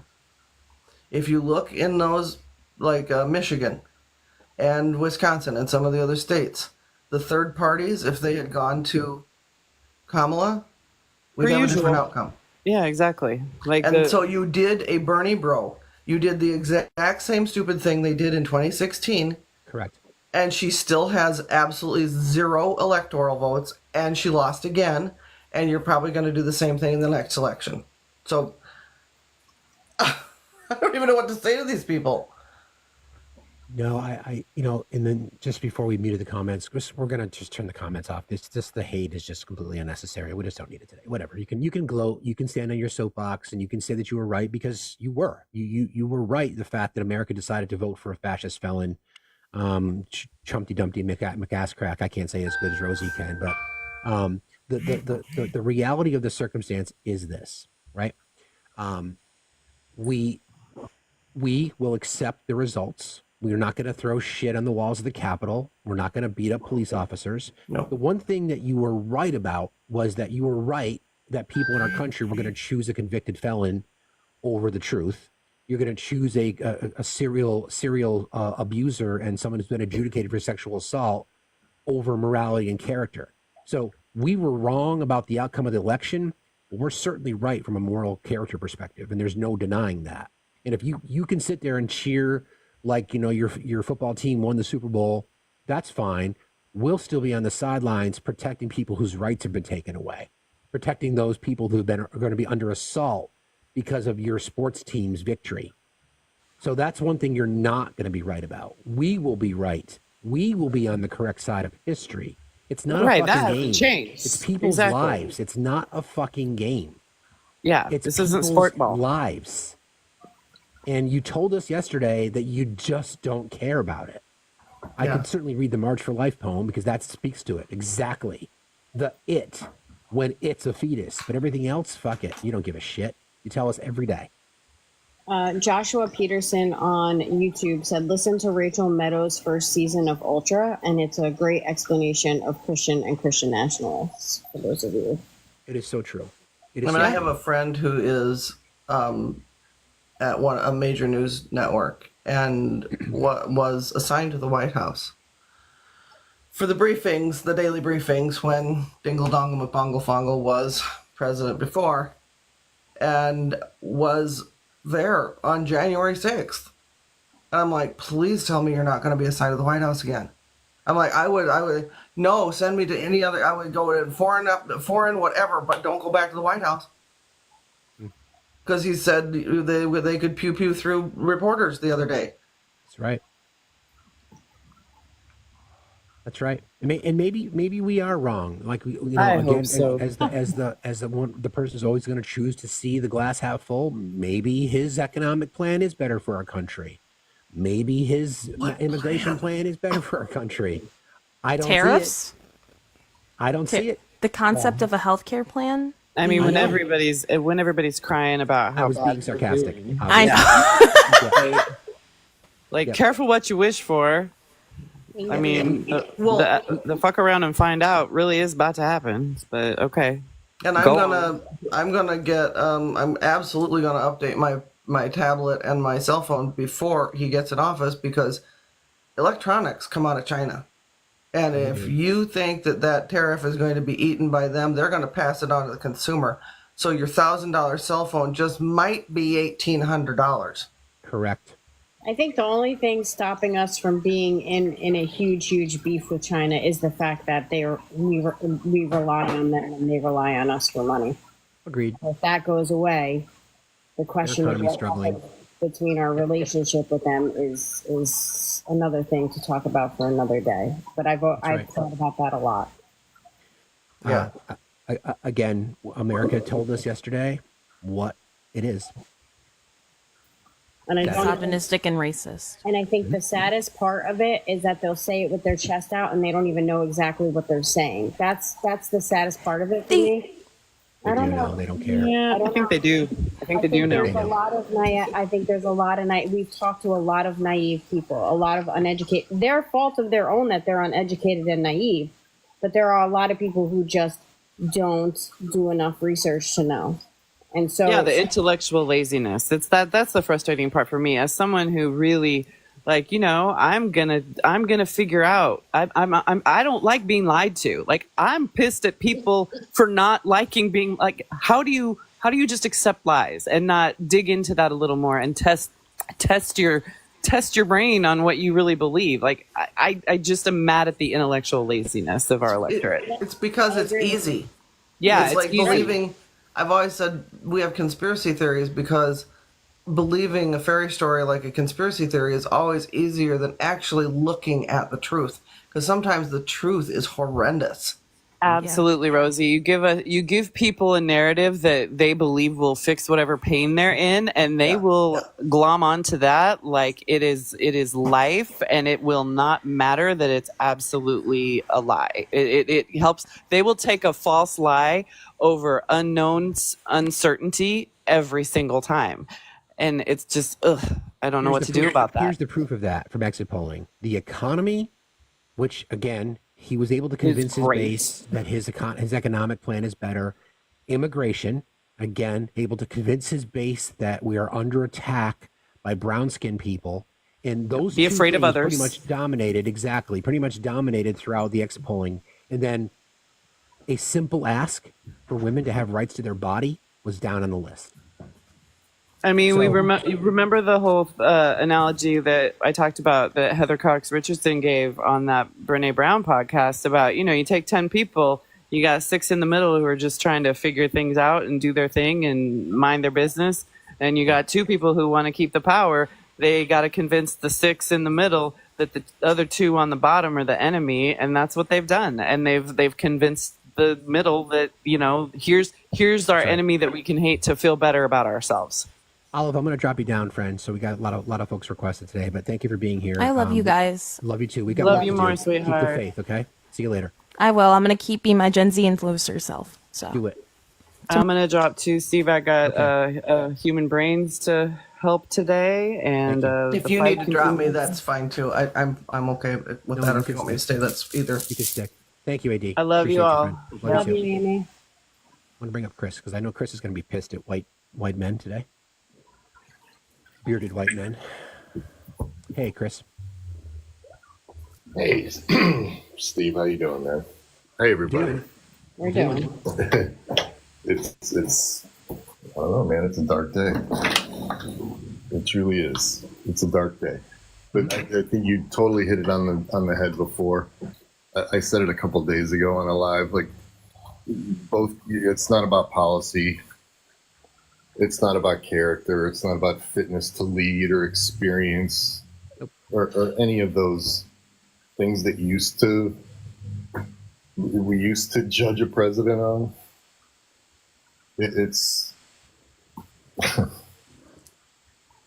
don't know, man. I think it boils down to, you said it earlier. You don't like her because she's liberal, she's black, and she's a she. Correct. And that's what it comes down to. And it's for some people, it's, one of those things more than the others, but it's some combination of those things. Correct. And we learn that. We learned it the hard way, but we should. So and again, this is from my place of privilege, right? And I can sit there and say, "Gosh, I can't believe this happened." Meanwhile, black women in America are like, "Hold my beer."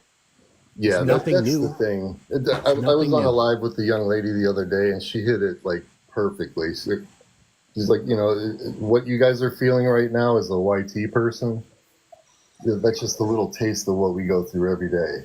That anxiety, that uncertainty, that helplessness. Yep. And yeah. Yep.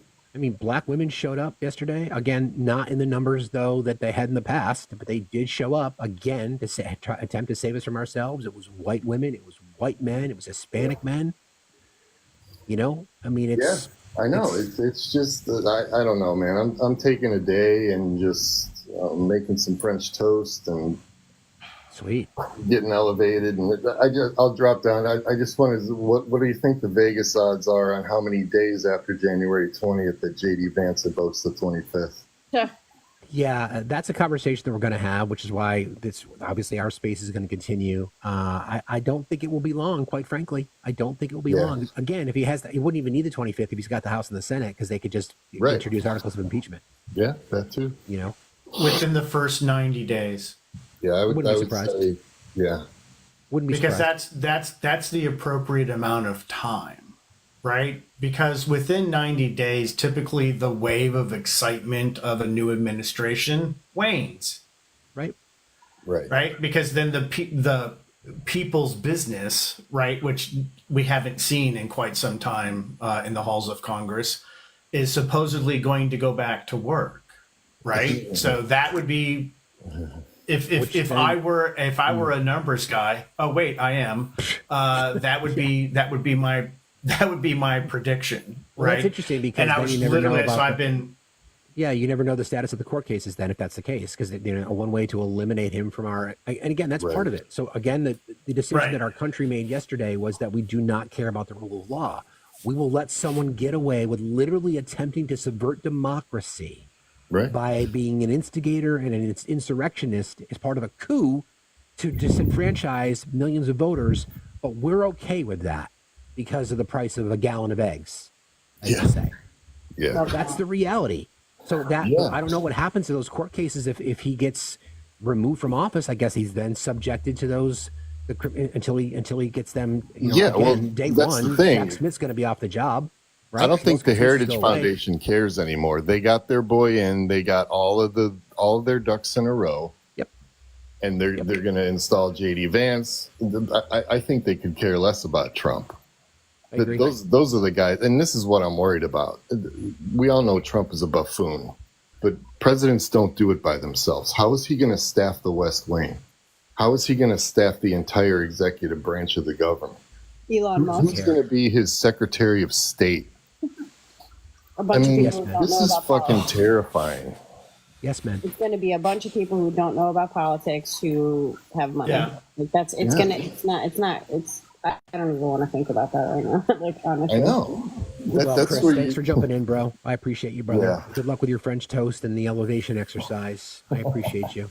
And I just want to make a point to what Chris Everyone said. should eat French toast. I agree. The fact, like, we used to tell our kids, like, growing up, like, and I used to be told as a kid, like, you could be anything you want to be, right? Like, shoot for the stars. You could do anything. If you wanted to be the president of the United States, you could. And, like, yesterday just proved, especially for my daughter, for my biracial gay daughter, like, that she can't be anything she wants to be because the country's not going to allow it. And that's a sad message to send to our kids today, that, like, just because of someone's color or because of whether they're a female or a male, that they can't be anything they want to be, including. Yeah, and this comes down to that, these conversations about, hey, I'm just going to pack up and get the hell out of there. We can say that from a place of privilege, right? But so many people can't. The people that we thought we were voting for to help defend their rights to exist, those people can't just pack up and leave.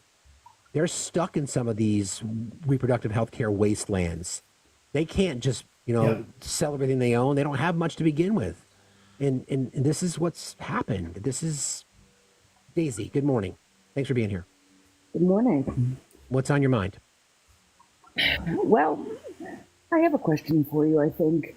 I'm a woman and I also have a disability. And I'm not sure where things are going to go as far as those people who do have disabilities. And it frightens me quite a bit. So I'm not sure. I'm already very upset with what happened last night, but my concerns and my worries now are making things worse, I think. I think if you're talking about like, we could use the ACA, for example, protections for people with pre-existing conditions for healthcare.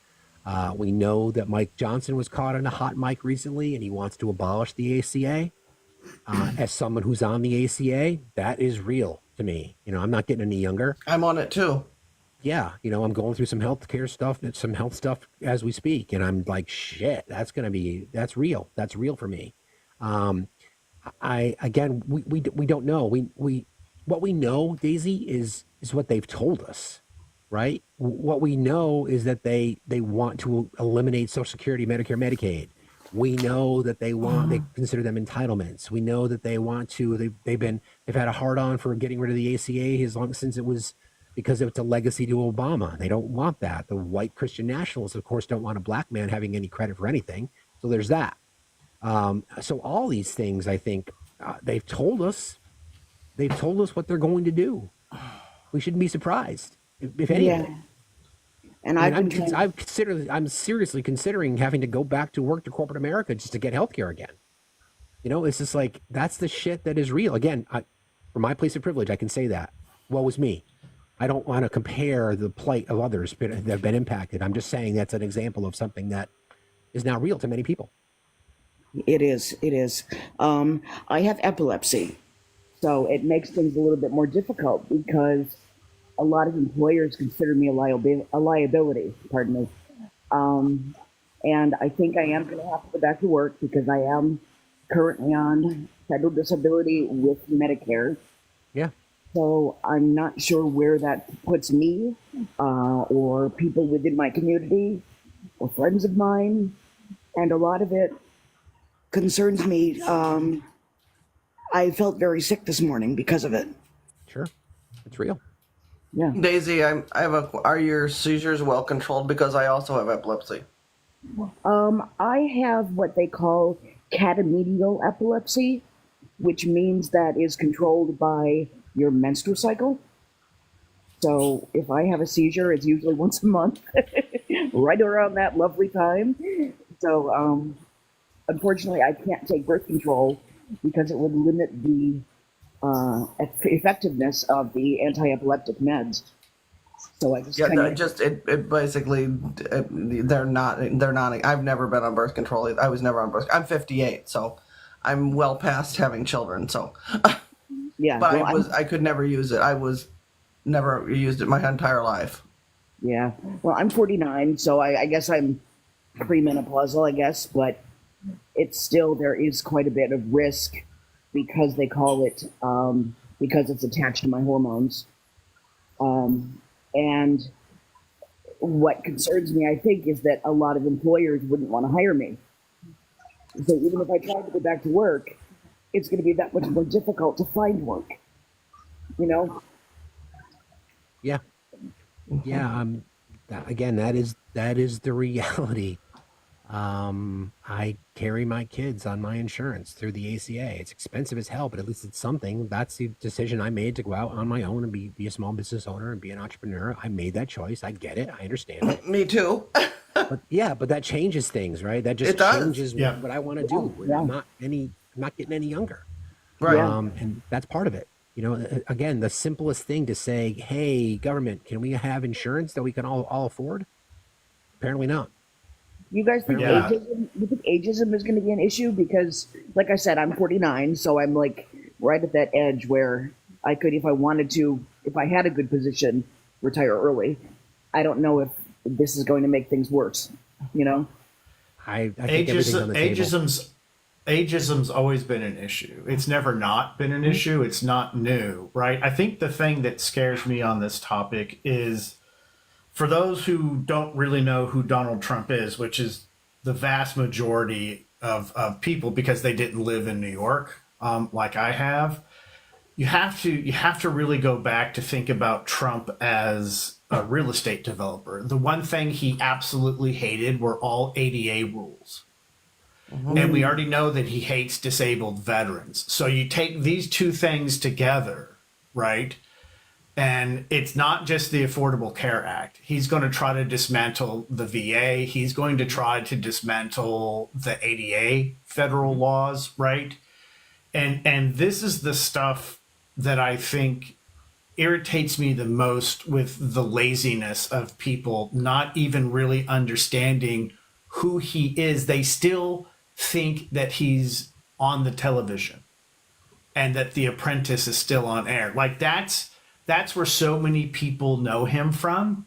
Yeah. But Google is your friend. It's really easy to figure out what his positions are, because all you had to do was look at all the lawsuits he filed as a real estate developer, and that will tell you the things that he hates, right? Yeah, your policies your policies tend to follow your values, as they say, right? And then when you identify what it is that you stand for, then you know what you're fighting for. And we don't know any other than himself. I don't think Donald Trump stands for anything. But Daisy, thank you for jumping in this morning. I appreciate you.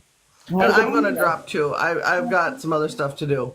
But Okay, thanks Rosie. for having me in. As always, friend. Yeah, Love you. bye, hon. See you later.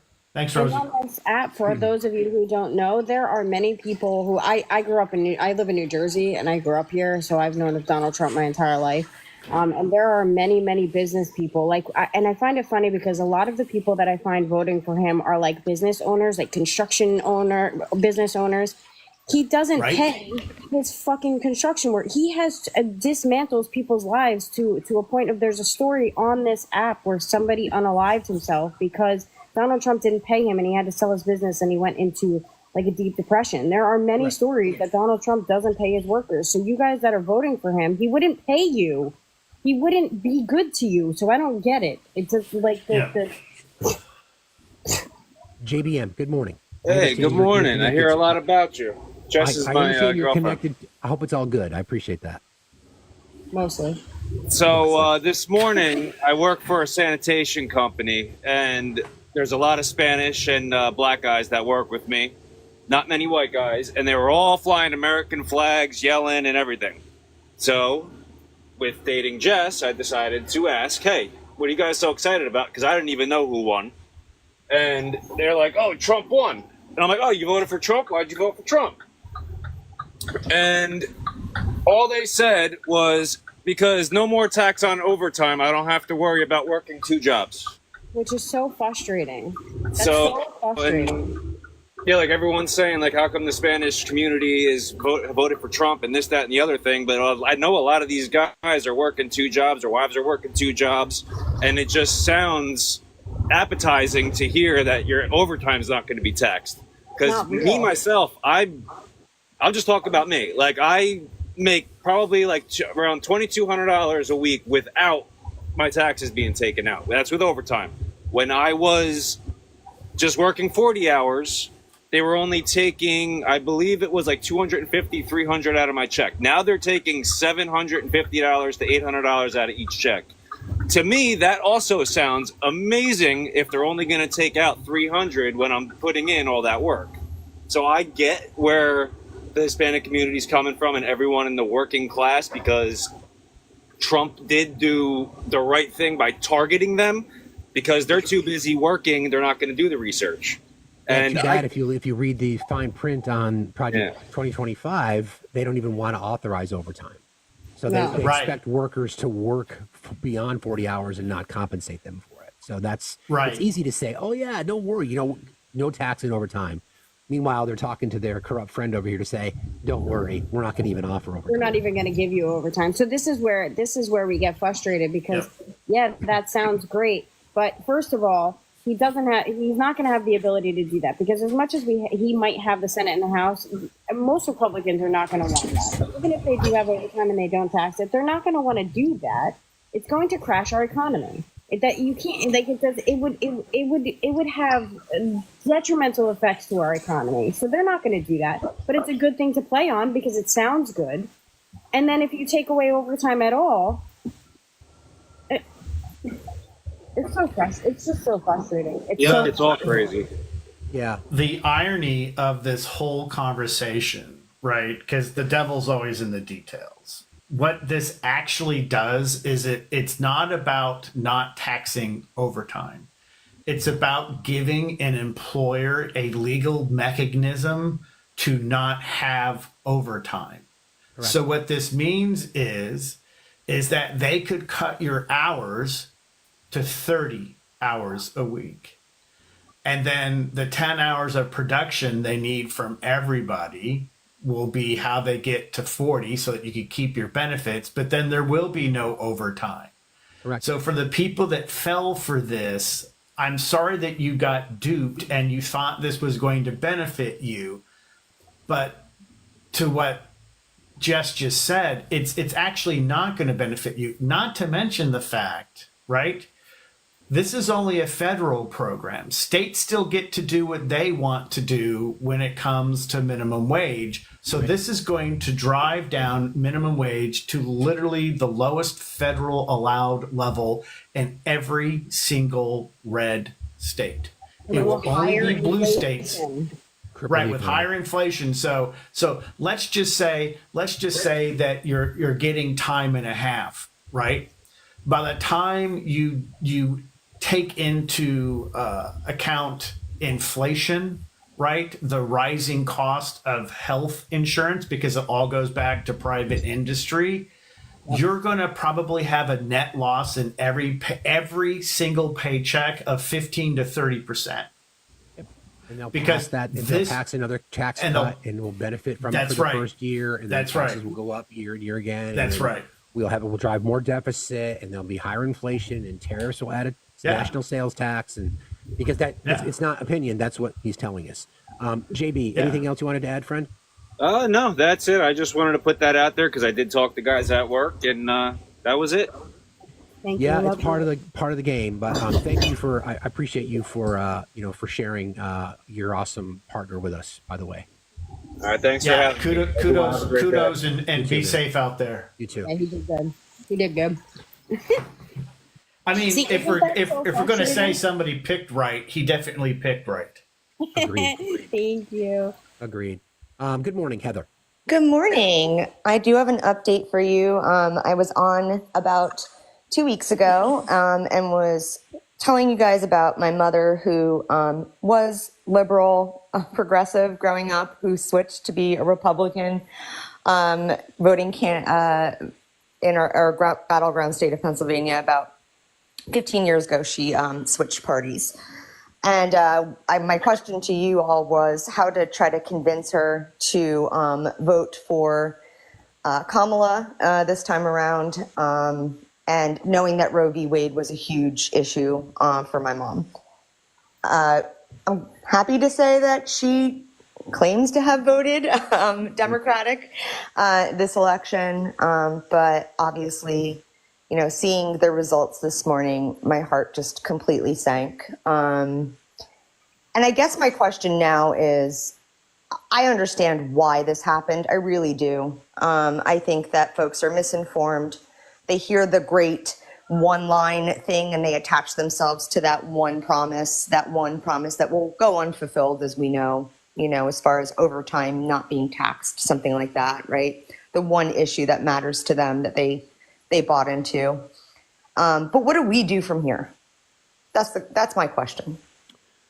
What's an actionable item we can take today? Yeah, I mean, glad you asked. I mean, to me, it's really no different than if the results were different, because I believe in activism. I certainly believe in holding our elected officials accountable.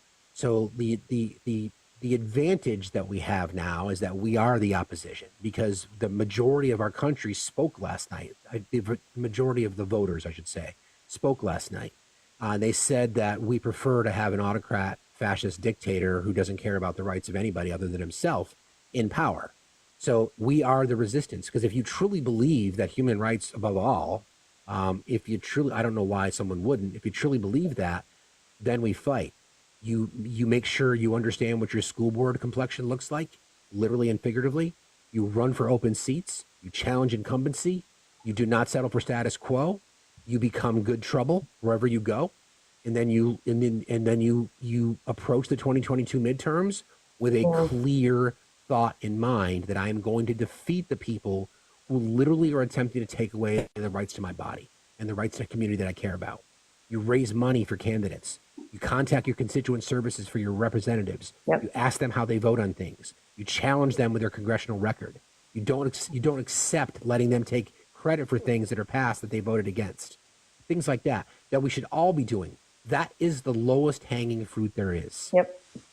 And I'm going to keep a line of logic that I've been talking about for months, and Steve knows that we used to talk about how politics isn't a dinner table conversation, and I beg to differ. Yep. And I think that we should continue to talk about it and not be in fear of talking about it to people that we think are just going to shut us down, because the more we talk about it, maybe next time we'll have a better outcome. If people are more educated, if we continue to talk to these people, maybe they'll learn more. Yeah, we lost this time, but that doesn't mean we'll lose again. So we need to continue to just talk about it and be aware and do our research so that we can give that to other people.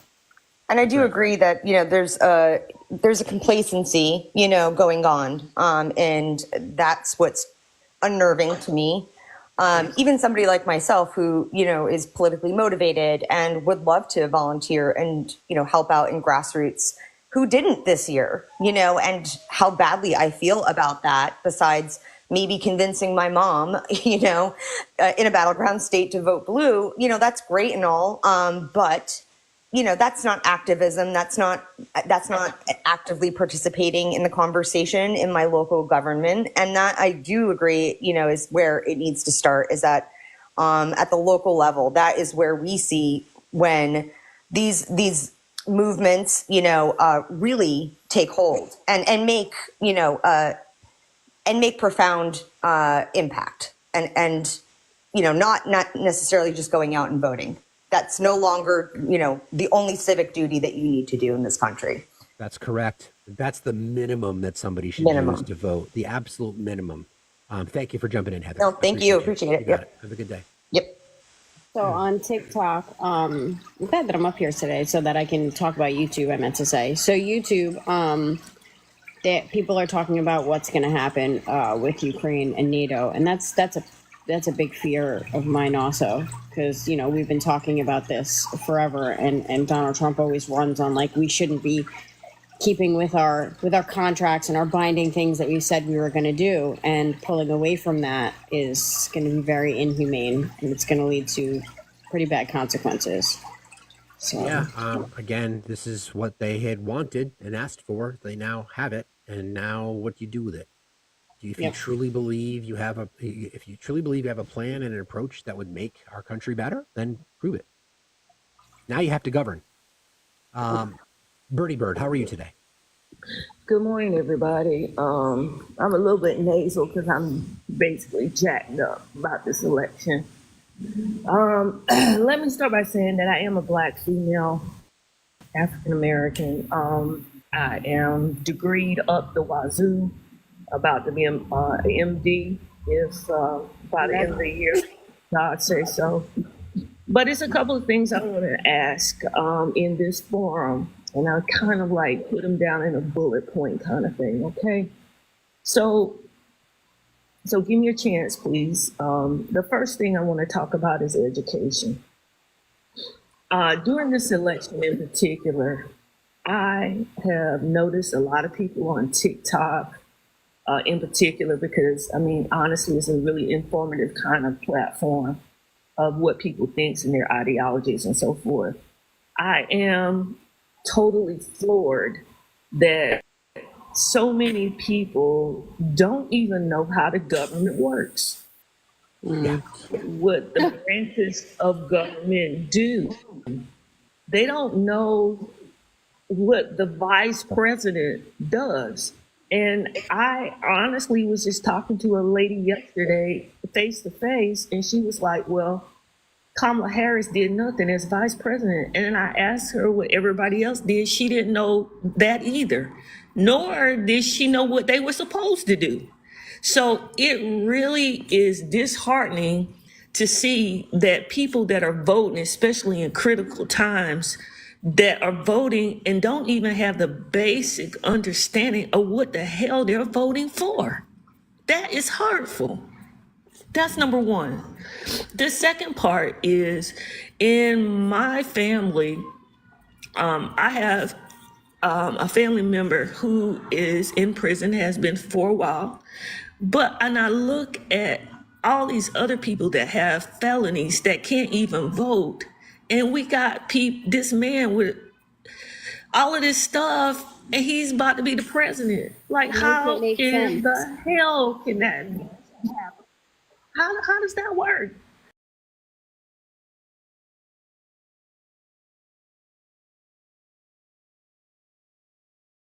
I don't get it. It's stressful, okay?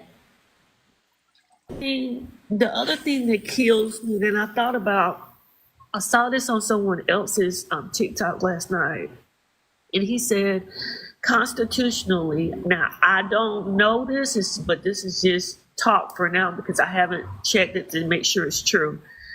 But Biden could technically not. I forget how he said it, so bear with me. Y'all can correct it for me because I'm not quite sure, but because I don't like to spew disinformation.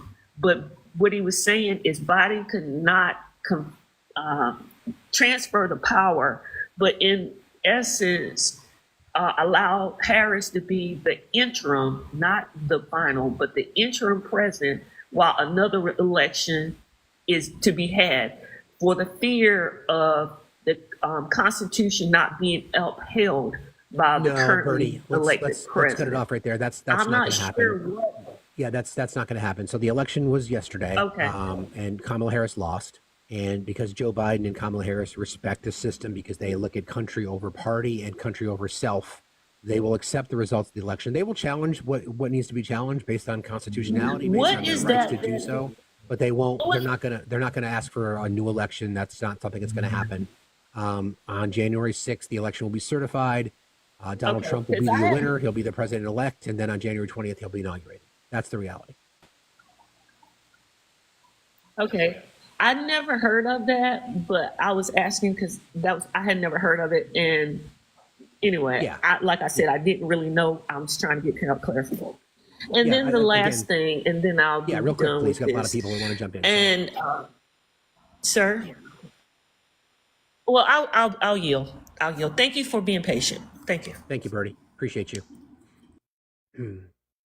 Yeah, Listen, what we don't want to do is behave like children, like what the right did when they lost their election. Okay, we've not been lied to by our candidate.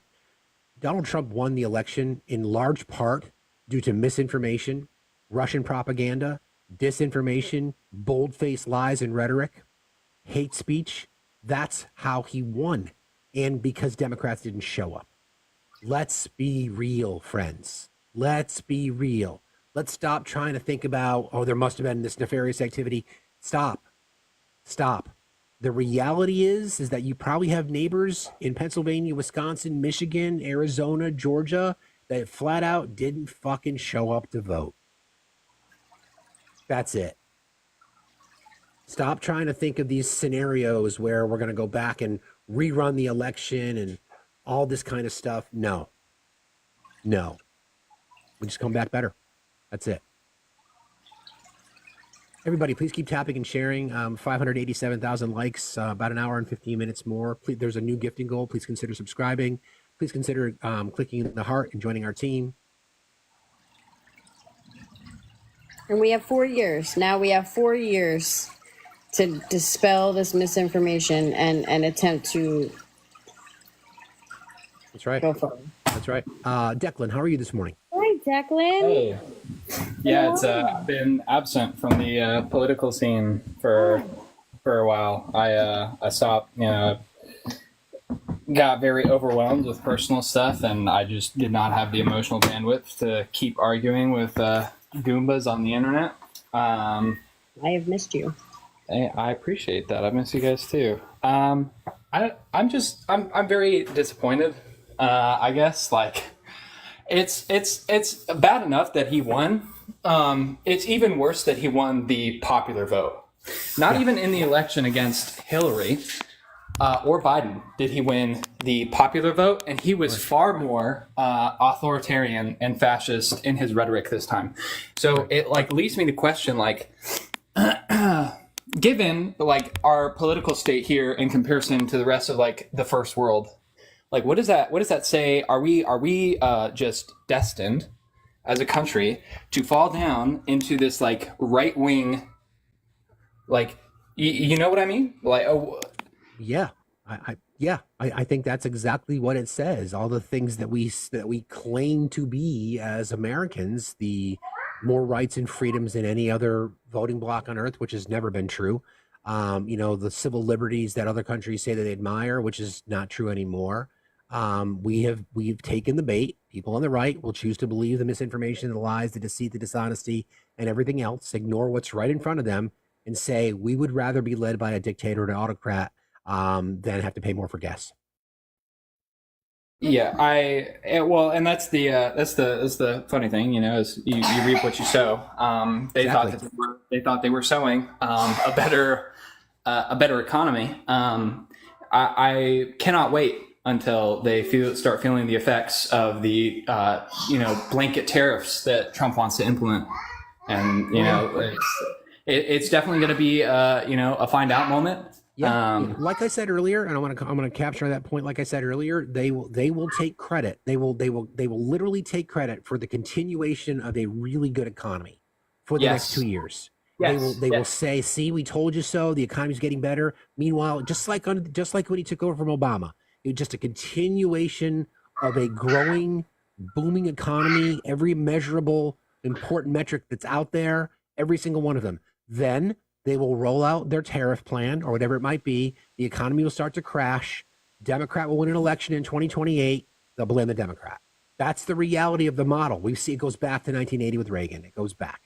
Republicans jack up their bullshit policies about taxing the rich, and they proclaim all this success, and then the economy tanks. Democrats fix it. During that time, Republicans say, "See, Democrats in power. The economy tanked." This is the reality. This is the reality. So realistically, what could we have? What could we have done differently? Right? I feel like our messaging was fairly good for the most part. I feel like this election cycle, we better, at least not good, better, not good. Though.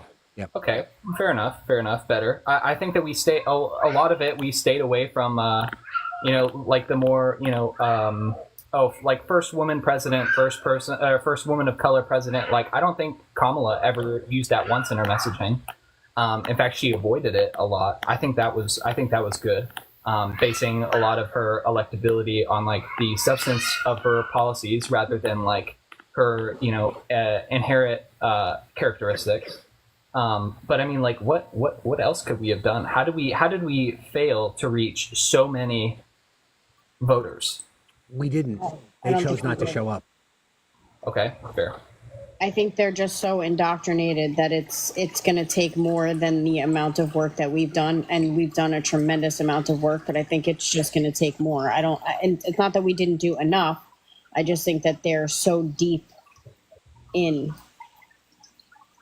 Yeah, it does. And you know what else? I saw somewhere that you can put those in there, sweetie. Yeah.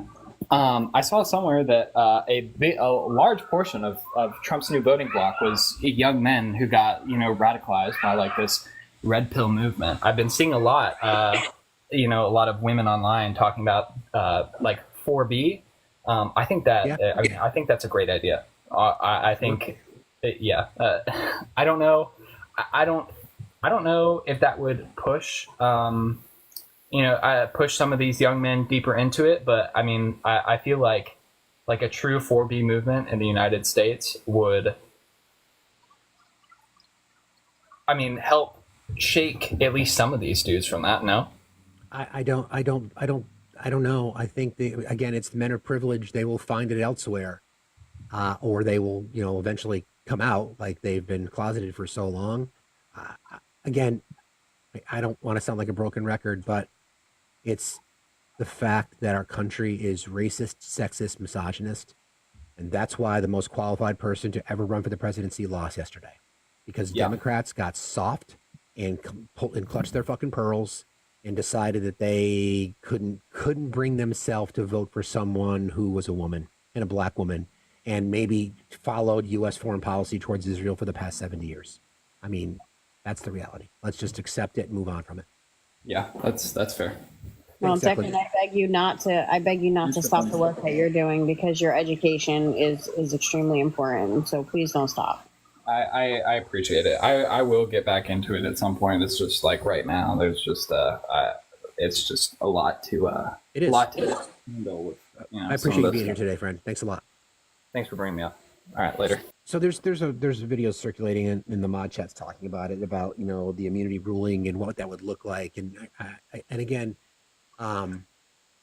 say what you want about it, but I don't see Joe Biden doing something like that.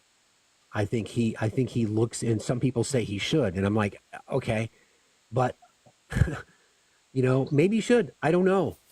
I don't know. Maybe you use the immunity granted to you, determined by the Supreme Court, to say, oh yeah, we deem him as a threat, and this is an official act because I'm doing it as the president, and we're gonna lock him up. I don't know, Obi. Well, or we stop grasping at fucking straws. What are we doing? Why?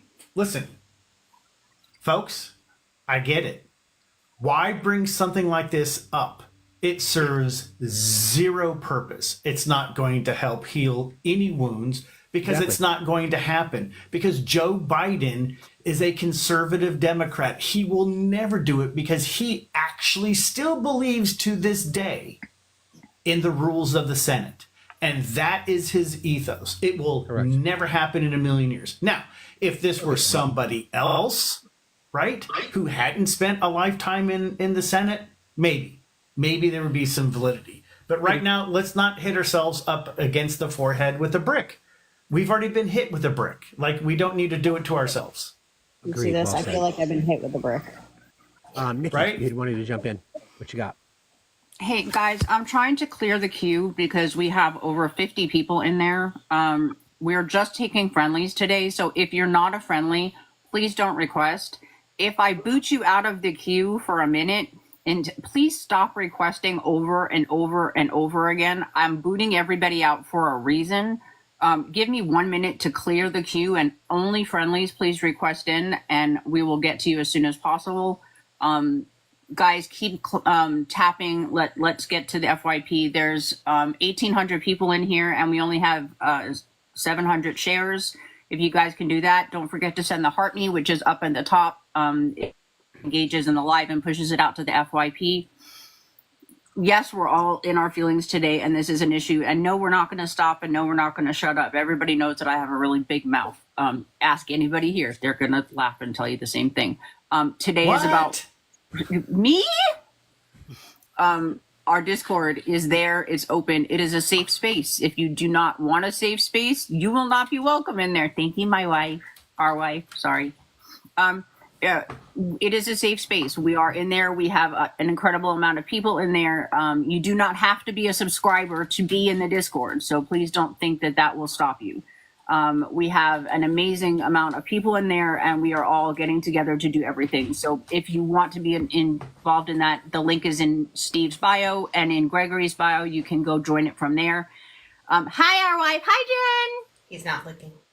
I wasn't waving to him. I was waving to, Hi, guys. So you guys can do that. Sorry. You guys can also subscribe to our YouTube. It's free to subscribe over there too. It lets you know when we go live and everything.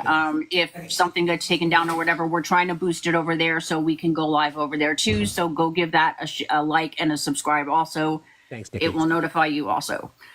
That's it. I'm gonna drop. So bring another person up. I have to go be a attentive father and take the 16-year-old to school who is having a rather rough day. I got you, brother. Let's check in later. So love you guys. Okay, man. See ya. I'll call you later. Nikki left. I wanted to ask her if she was okay. I wanted to ask her if she was on. We love you, Nikki. Thank you for all your hard work. We chatted earlier.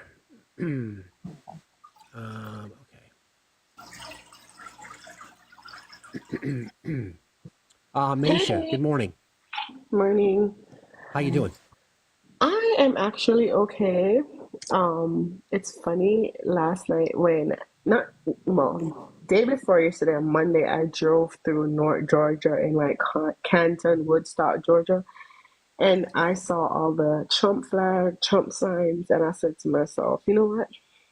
He's gonna win. Everybody's like, don't say that. And I'm like, you could feel when there's a hurricane coming, you could smell it in the air.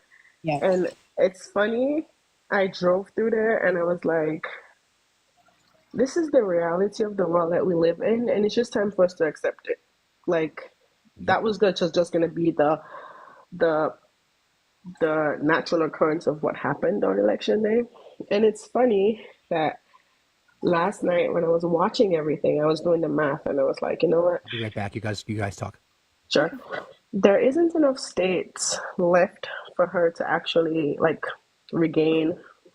And it was sad that,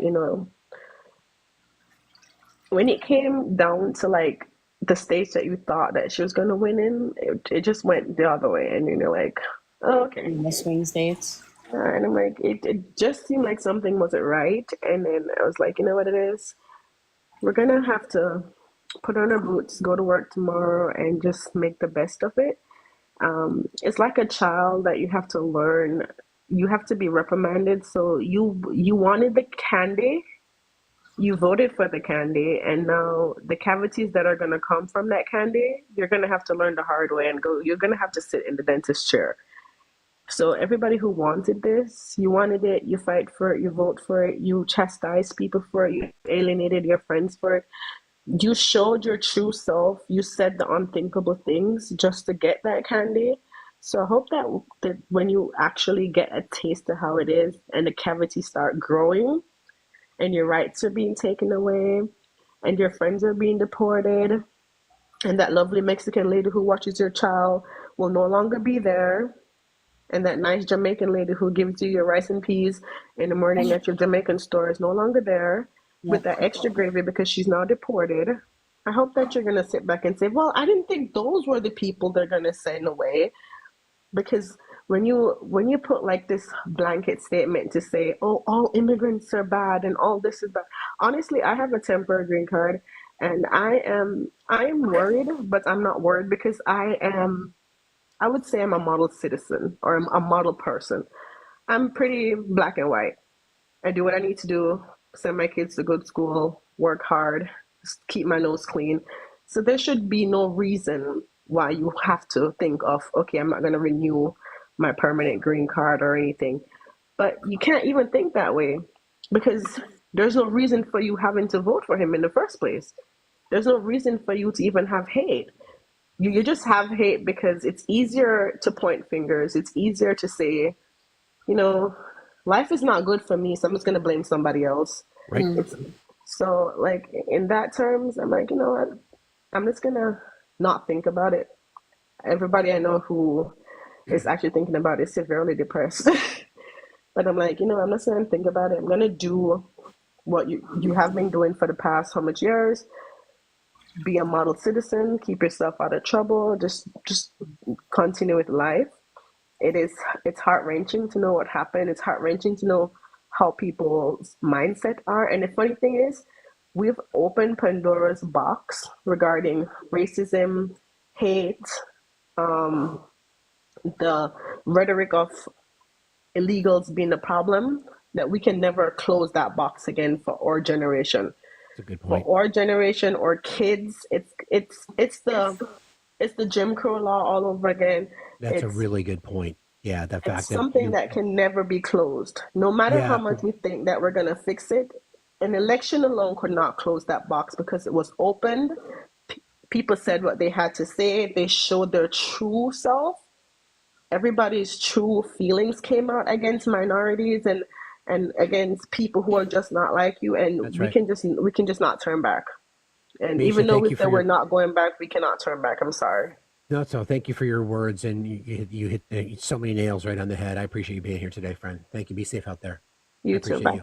Bye. I think to her point, I think my fear is that there's so many young men, and I think one of the other gentlemen said it when they came up. There's so many young men that are starting along the lines of the rhetoric already. So, like, my hope was that the next generation would be beyond this. Right. When we're gone, when we're unalived, that our grandkids or great grandkids won't have this. But if you're starting a household off with these young men already with this hateful, hating women or bigotry or racism, it's only going to continue. And that's what my hope is with the next generation, is to stop them from this. So even if it doesn't happen in our lifetime, I will unalive knowing that there's a possibility it will happen in some lifetime. Correct.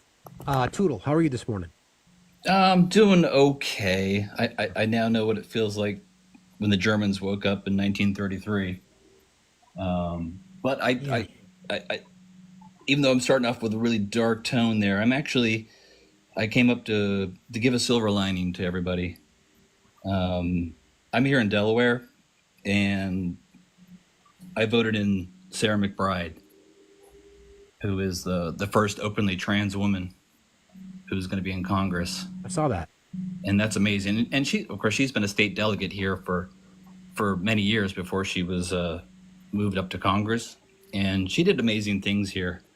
She got an assault weapons ban in place, protections for AB, and she worked really well with Republicans. And in fact, in most meetings, you see her speak with people from the other side of the aisle. They really accept her, which is, I think, amazing for when she gets to Congress, is because when people see people, they can start to relate. And representation. Exactly. And if you don't put your bodies next to other bodies, you don't know their stories. And I think when she gets to Congress, I think we're going to hear her story. And I think that's a good thing for all the anti-trans stuff that's going on right now. So I'm really excited about that. Yeah, that is a silver lining. I agree. I just, it would have been nice to have that coincide with a president who certainly does want other voices to be heard. Oh, I totally agree. Unfortunately, the candidate you voted for will be in Congress with people who literally do not want her to exist. Oh yeah, on X Twitter last night, the comments on her congratulations were just disgusting. Yeah. But once she gets up there and people actually hear her speak and talk, and she has a platform for the country, I think that's going to be a good thing for the community. I hope so. I appreciate that perspective, Tootle. Anything else? The other thing I wanted to bring up was there's an excellent YouTube video from a few years ago called "The Fourth Turning." Okay. It's also a book about the seculums of the 80-year histories that we repeat, and it's really amazing. Go check it out. It really breaks down the time between Civil War to World War II to World War II to now, how we repeat these 20-year cycles. And I was really hoping that this last election was the peak of this cycle, but it looks like it's going to be this next 4 to 5 years. 2028 is when the next seculum is supposed to begin. And this is the time of rebirth after crisis. The World War II was the crisis of the last seculum. Civil War was the crisis of the seculum before that. So I think after we get through this awful period and we all buckle up and fight back against what we've got to do in the next 4 years and support all of our causes and everything, is that I think we're going to see a new renaissance, and I'm still hopeful for that. I appreciate your optimism, friend. I tend to be one who sees the glass half full all the time. I must admit it has been a little bit challenging this morning, but I appreciate your perspective, Tootle. Thanks for being here, friend. You have a good day, okay? You too. Thanks, Steve. You got it. Lainey, I think I saw you down there. I want to bring you up. I saw you someplace. I'm looking for the. We might get to everybody today, friends. We'll do our best. We'll go till noon. If we have to go a little bit beyond, we may. But hi, Lainey. Hi, babe. Hello. Let me get my speaker turned up. Okay. Hey. You look beautiful as always. Thanks. I'm scared for Sarah. She's going to be in a room full of people that hate her. And she's going to have to hear them demonizing our community day in and day out, as if we're the most important issue in the country. And it is severely Like, I thought after 2022, it was like their rhetoric's not working. They're losing school board elections over this. They're, that this extreme anti-trans agenda is failing.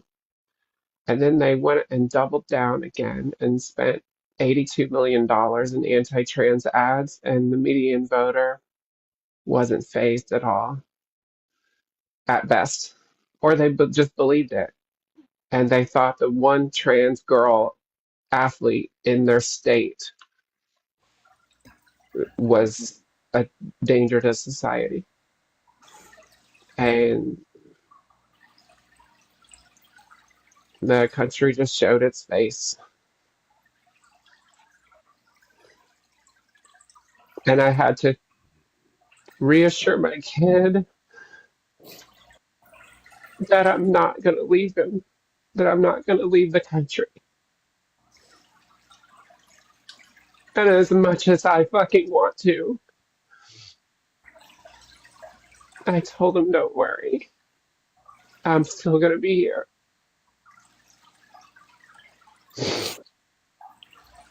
I'm sorry that we I fucking hate this place. This is part of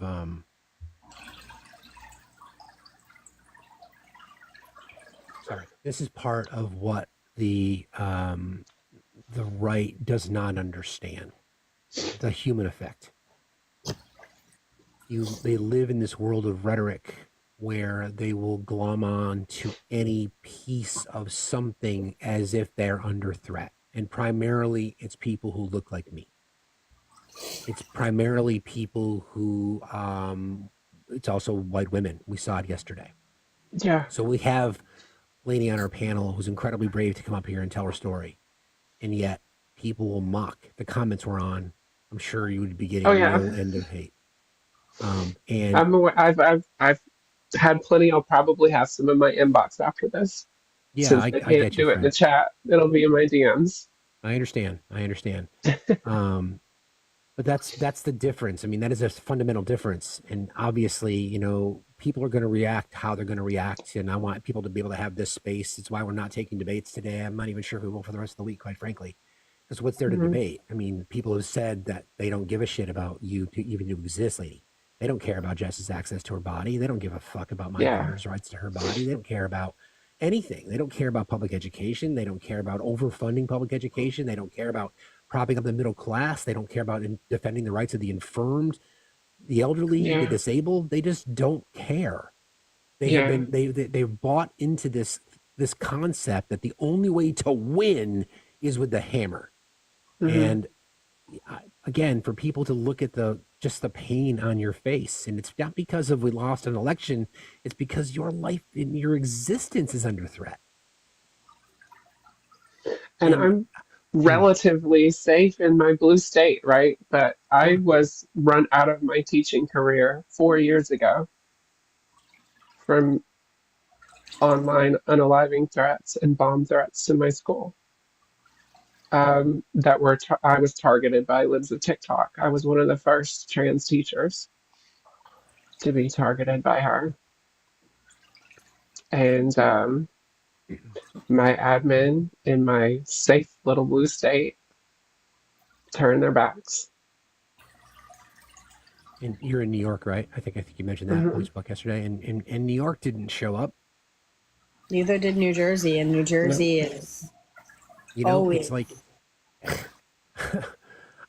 I don't know. They got rid of the problem, which was me. I was inconvenient. Easy to scapegoat. I had high marks for 14 years. My students love me. I never talked about gender. I taught my subject. Yeah. Because that was my job. And I told them whenever I came out, I said, look, I don't want to talk about this. I just want to be called Miss Grant. And they tolerated it for a year until the people who, after they got tired of yelling about masks, decided they needed something else to yell about because they won that. So it became me instead. And they said they pulled me out of class and then just figured out a way to make it as difficult for me as possible to stay. So they couldn't outright say, we're going to let you go because you're trans, but it was clear that I was never going to be in the classroom again. And yeah, so 4 years later, I'm still trying to find work. And I've looked at like teaching, like the teaching websites, like to find openings. And then I have an anxiety attack. I can't do such a public facing job like that. I can come here and do this and take the abuse here because they can't do anything to me here. But I can't put the students in danger. I can't put my family in danger like that, you know? Well, Lady, but you I think being we're going to have numerous norm- reach outs from members of our community to have you join our Discord. We've created a really, I'm proud of, that we've created an environment where voices can be heard and it's a safe space. And I want to introduce you to Moth because Moth has recently joined our team as a mod. And Moth reached out to us, and you both have a lot in common. Moth, I saw your request when Lainey was here. So welcome. I'm sure you're hurting today. Yeah. Hi, everybody. It's definitely a difficult time, being trans and unfortunately here in Nebraska, so a very, very much red state. So I've been up since 3:00 this morning, maybe earlier than that. I haven't gone to bed, so there you go. Yeah. I mean, about 2 when I hours. say I woke up, it was definitely a lot of tossing and turning, constantly checking my phone to see what the results were and how things were going. A lot of talks with my partner as well. I apologize, I'm letting my dog in and out. I just, it's really scary. My partner and I were talking about, well, what are we supposed to do now? We've been planning on having this big, elaborate Hobbit themed wedding next year. My partner is a cisgendered man. I'm a trans man. And so what do we do? Do we go to the courthouse and just make it official while we still can? Do we wait it out and see if by some miracle we're still able to do it? Maybe in another state. I mean, drive over to Colorado or something. Do I have to detransition to stay safe? Do I have to be stealth to stay safe? Do we have to leave the country? Which, we've talked about it kind of in passing, but yeah, I mean, we have a house. We have a house that we could sell. But I know that there's a lot of people out there who, as much as they need to or want to, they don't have that option. Yeah. I would be fortunate that maybe with selling a home, have the funds to do so. But even then, it's still a process. Yeah, You I've can't been just burning through my retirement, and I'm 49. I have maybe a few months left, and I'm on Medicaid. I'm also post-op, so I don't make my own hormones anymore. And if they remove my ability to get medication on Medicaid, then I just don't. I guess I go through menopause, and so I will have had 4 years. And the The other only thing, reason I didn't get to start until my 40s is because I lived in, the evangelical South, where we didn't have education about what trans people were. And even though I knew I wasn't a boy at 4, I didn't have anybody to tell, and nobody would understand. And they want to go back there. They want to remove any mention of us in the government, in Right. schools, in the media. Like, they want to go back to that place where a trans kid is not seen, Yeah, not and heard. I mean, I didn't come out until, I'm 38 now. I didn't come out officially until, my mid 30s. So I've only been out for a little while. I've been on hormones for a little while. But I also have a future stepdaughter who, she just started using she, her pronouns and experimenting with her identity and her expression and things like that, and she's 15 years old, which is already hard enough. She's in high school. Luckily, she's in Lincoln, so that's a blue dot, which makes it a little easier, as opposed to where I'm located, which is very heavily red.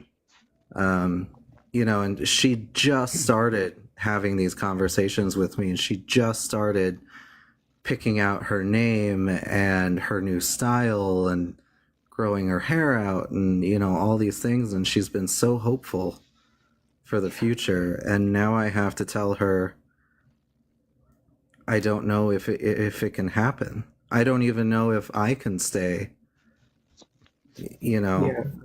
As do I just stop altogether? Do I go back? Do I live stealth in public and just stay out at home? That's the thing, is that they didn't, I don't think many, it's the median voter. That word is like a slur to me. I use it as a slur. That Sorry about that. I had a phone pay call. That's okay. they pay no attention to any details. It's all vibes, right? They see the political ads on and that's literally all they go on. They do no research. And so they don't understand the consequences of what they have done. They have made women, people of color, and trans people refugees inside of this country. That's right. Interstate refugees, and some of us will be seeking out, leaving the country. And if there are any international folks, I know we've probably lost 500 viewers since I got up here, and I'm so sorry. But I don't care. Don't care at all. If there are any international folks out there, please lobby your governments to provide amnesty for people in the next few years, because it could get really bad.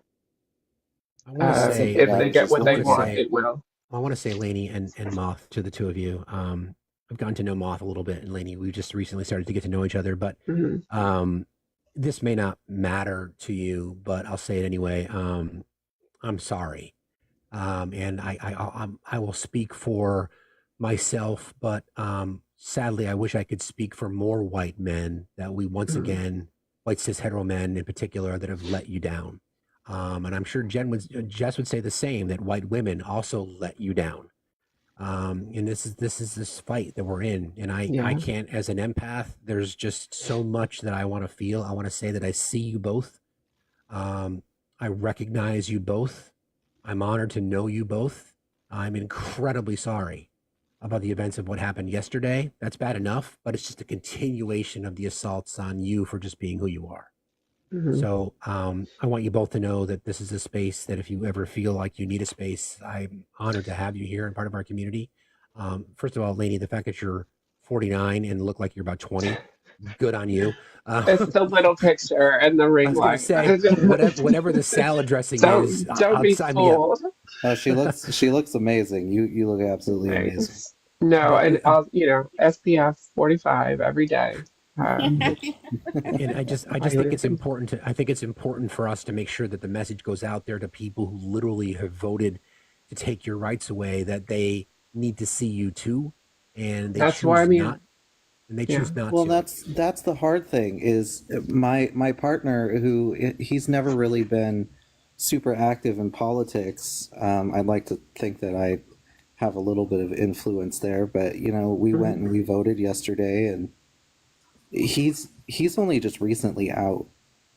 You know, I'm his first same-sex relationship.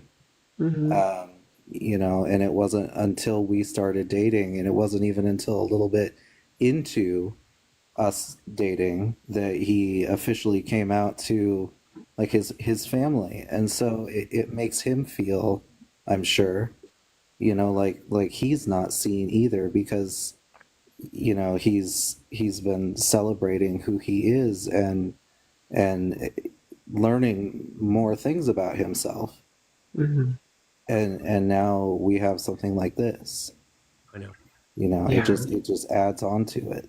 Again, I want to thank you both for jumping in today. And like I said, this Yeah. space is here for whenever. Well, Moth knows now because Moth is now part of the family, and Lainey, you are too, whether you like it or not. You're part of our Oh family. yeah, and I'm Yeah. always ready to duke it out, and so especially on the sports issue because I have a lot of good data on that, and the bathrooms issue. Is that you know that's a lot of the fear, and Yeah. I like to address that really directly with like the truth of the matter. And I Yeah. always that's why I have my camera on is because I want people to see the humans that these attitudes affect. You That's right. know, we're just people. That's right. And I will totally do that, but I'll just say an anime picture for. yeah, I mean, I do it when I have no makeup on. I do it when you know I don't make I use a tinted moisturizer and a little powder. Like I don't do a lot. I'm lazy, but Well, um, again, it's I'm honored to know you both, and again, on behalf of myself and anybody else who cares to be part of that, I'm sorry. But that's all I can yeah, Hey, say. I appreciate it. And since I'm a new mod, can I tell everybody to keep tapping and share Yes, the you live? can. I've always wanted to do it. I finally got to do it. Yes, you can. lesbians in the chat, you know what to do.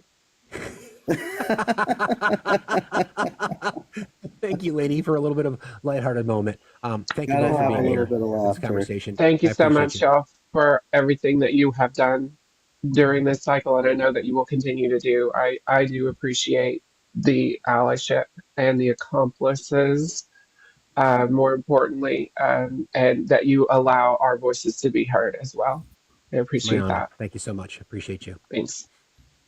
Thanks for having me. You got it, Moth. See you later. Bye. That's the shit is real right there. And it's crazy. That's Like the real shit. they literally fired her from her job because they don't want to normalize what she looks like because then they can't instill fear.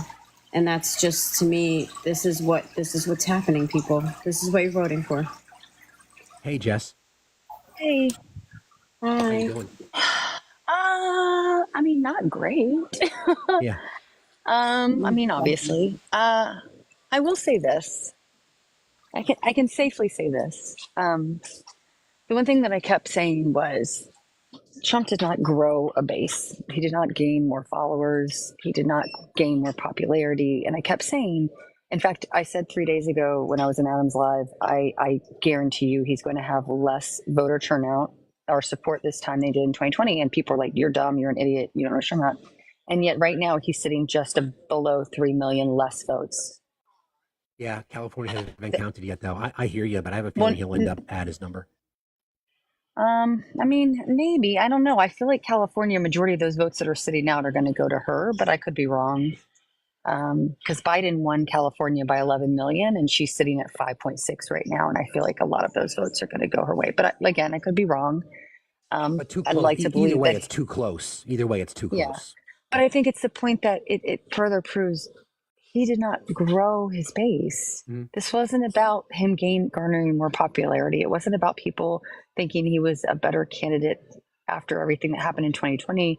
This was simply people that remained stuck in the status quo, and a lot of people that just said, I'm not showing up this go around, which I'm struggling with that a little bit. When we see the record registration, when we see what was being claimed as record turnout, at the count that I'm looking right now, based on outstanding, there's somewhere in the vicinity of 7 to 8 million voters missing that just didn't go compared to 2020. And I you know, I have 3 daughters, and I'm very scared. 2 of them are bisexual, and I know their family voted against them, and I know Virginia went the way I wanted it to, which I'm grateful for, but it was close. We were questioning it last night. And I hate crying about it. Like, I want to be like, so like, we're going to keep fighting, but like, I know this is not going to be the same presidency, and I like don't think the people that voted for him understand that they are not safe. They are not protected. And the markets are already showing that they're anticipating a massive hit negatively to our economy. They're already prepping the stocks. The US dollar is dropping. Guess what? Bitcoin went up though. Tesla went up. So of course it did. I don't think people understand that this is going to not only affect the people they claim to care about, including those that are pro-life, I say with air quotes. It's going to hit their pockets in the most impactful way they've ever seen in U.S. history. And I think we're going to see, there's a very high likelihood we're going to see a recession that far surpasses Bush's. I'm just angry. I'm angry that people either were more fearful or more and held on to their hate more than reality and truth. That makes me sad for humanity. Well, you know, So, Jess, I mean, you know the answer I to know. that, obviously. I mean, it's not a surprise. None of us should be up here surprised today that America decided they couldn't vote for a black woman, right? I think what you're touching on, though, is incredibly important, and that's why the work needs to continue, is that if you think about this, it was based on lies. Like if Trump had policies that people could support, then we could accept the results. Right? If there were bona fide policies there, then you could make the argument that the electorate decided that they like these particular policies better. But that's not what they bought into. Because if they knew anything about tariffs, they know that they're inflationary. If they knew that the ramifications of mass deportation, they wouldn't vote for it. If they knew about the hateful rhetoric that spews out of his mouth every single day, and if they cared about it, they never would have voted for it. So we find ourselves in this position because of Democratic apathy, which we talked about earlier, and the fact that people in the Democratic Party decided that they were too racist, sexist, misogynist to cast a vote for a black woman. And I'm not just, it's crazy because I'm sad because I'm a woman. I'm sad because my daughter is biracial. I'm sad because she's my daughter. I'm sad because of the marginalized communities that are going to be affected by this. But I'm also in the middle of a move, and our rent is about to be higher. And I am literally panicking because this was a tight move for us already. And I'm like, what the fuck am I going to do now if I can't afford my, if what all of the economists are saying is true and what's going to happen with our economy when he tries to do what he wants to do, what the fuck am I going to do? I'm panicking. Yeah, I think again that's and don't forget, keep this in mind. I demarked this earlier, 8:44 a.m. on November 6th, is that they will claim that because the economy is still trending in a very positive direction, that they'll claim that it was because of Trump getting reelected, and then when he initiates his tariffs, the economy crashes, and then he loses the next election. Then the economy's in decline, in a recession. They'll blame it on the Democrat, Pete Buttigieg, maybe. Who the fuck knows? I know. That's the cycle. Yep. That's the cycle. Yeah. And it's a cycle we will never escape, especially when we're talking about defunding public education, which, like, between that and RFK overseeing the FDA and the HHS, I'm having an existential crisis. I think that element, as someone who works in education and already sees the benefits of Title I and the fact that they're not enough for my low income and deprived students, and those are going to maybe disappear because the county is not going to step up and fit the bill. The state's not going to step up and fit the bill. No. I'm fucking terrified for my kids, not just my personal children, like the kids that I know need support. The public education system will be defunded so that less people will understand taxes, less people will understand what what happens in America. Like, this is, we shouldn't be underfunding public education. We should be overfunding it, and we should teach people the severity of what happens in elections when we have somebody talking about blanketed tariffs, what that does to our economy, taxes. Like, those things are so important for education. That's why half of these people don't understand it. They were never fucking taught. That's right. And it's a direct result of the school systems. That's a direct result of public education. More funding for public education is always going to be what I advocate for. Teach these kids about their vote. Conversation I had with my daughter this morning was difficult. You know, we were watching last night, and we were both feeling it, and she was anxious and I was anxious, and I tried to keep the positive. I've also been very real and very honest with my kids. I said, this is not looking good. This is just not looking good. And then to wake up and to have that conversation, and then she's having that conversation with her friends. I heard them talking on the phone this morning about how they just want to leave. Yep. And I'm like, yeah, I'd love to leave too, but I can say that from a place of privilege. Although as a small business owner, that there's not as much privilege as there used to be when I was working in corporate America, I must say. But that's the reality that we all face today. People are going to make decisions what's ever best for them. And the right, the Christian nationalist right, and the people that have supported Trump and Trumpism would love for us to leave. They would love for us to go. Then we're out of the way. And everybody in the common. Yeah, exactly. We already know that as a member of the woke left that I could be subject to a door knock by the U.S. military because I don't agree with their ideology of hate. We have work to do. You know, we've got a lot of work to do. And I know Jess has run for office, and I know our friend Victoria ran for office. Sadly, I know you are. And our friend Victoria ran for office. Sadly, she didn't win. But that's what it's going to take. You know, again, it's the apathy. We can criticize this. We'll be studying this, and I'll be digging into this when I start to look at exit polls and I start to look at returns. But this entire thing is about voter turnout, white women and white men, and Hispanic men.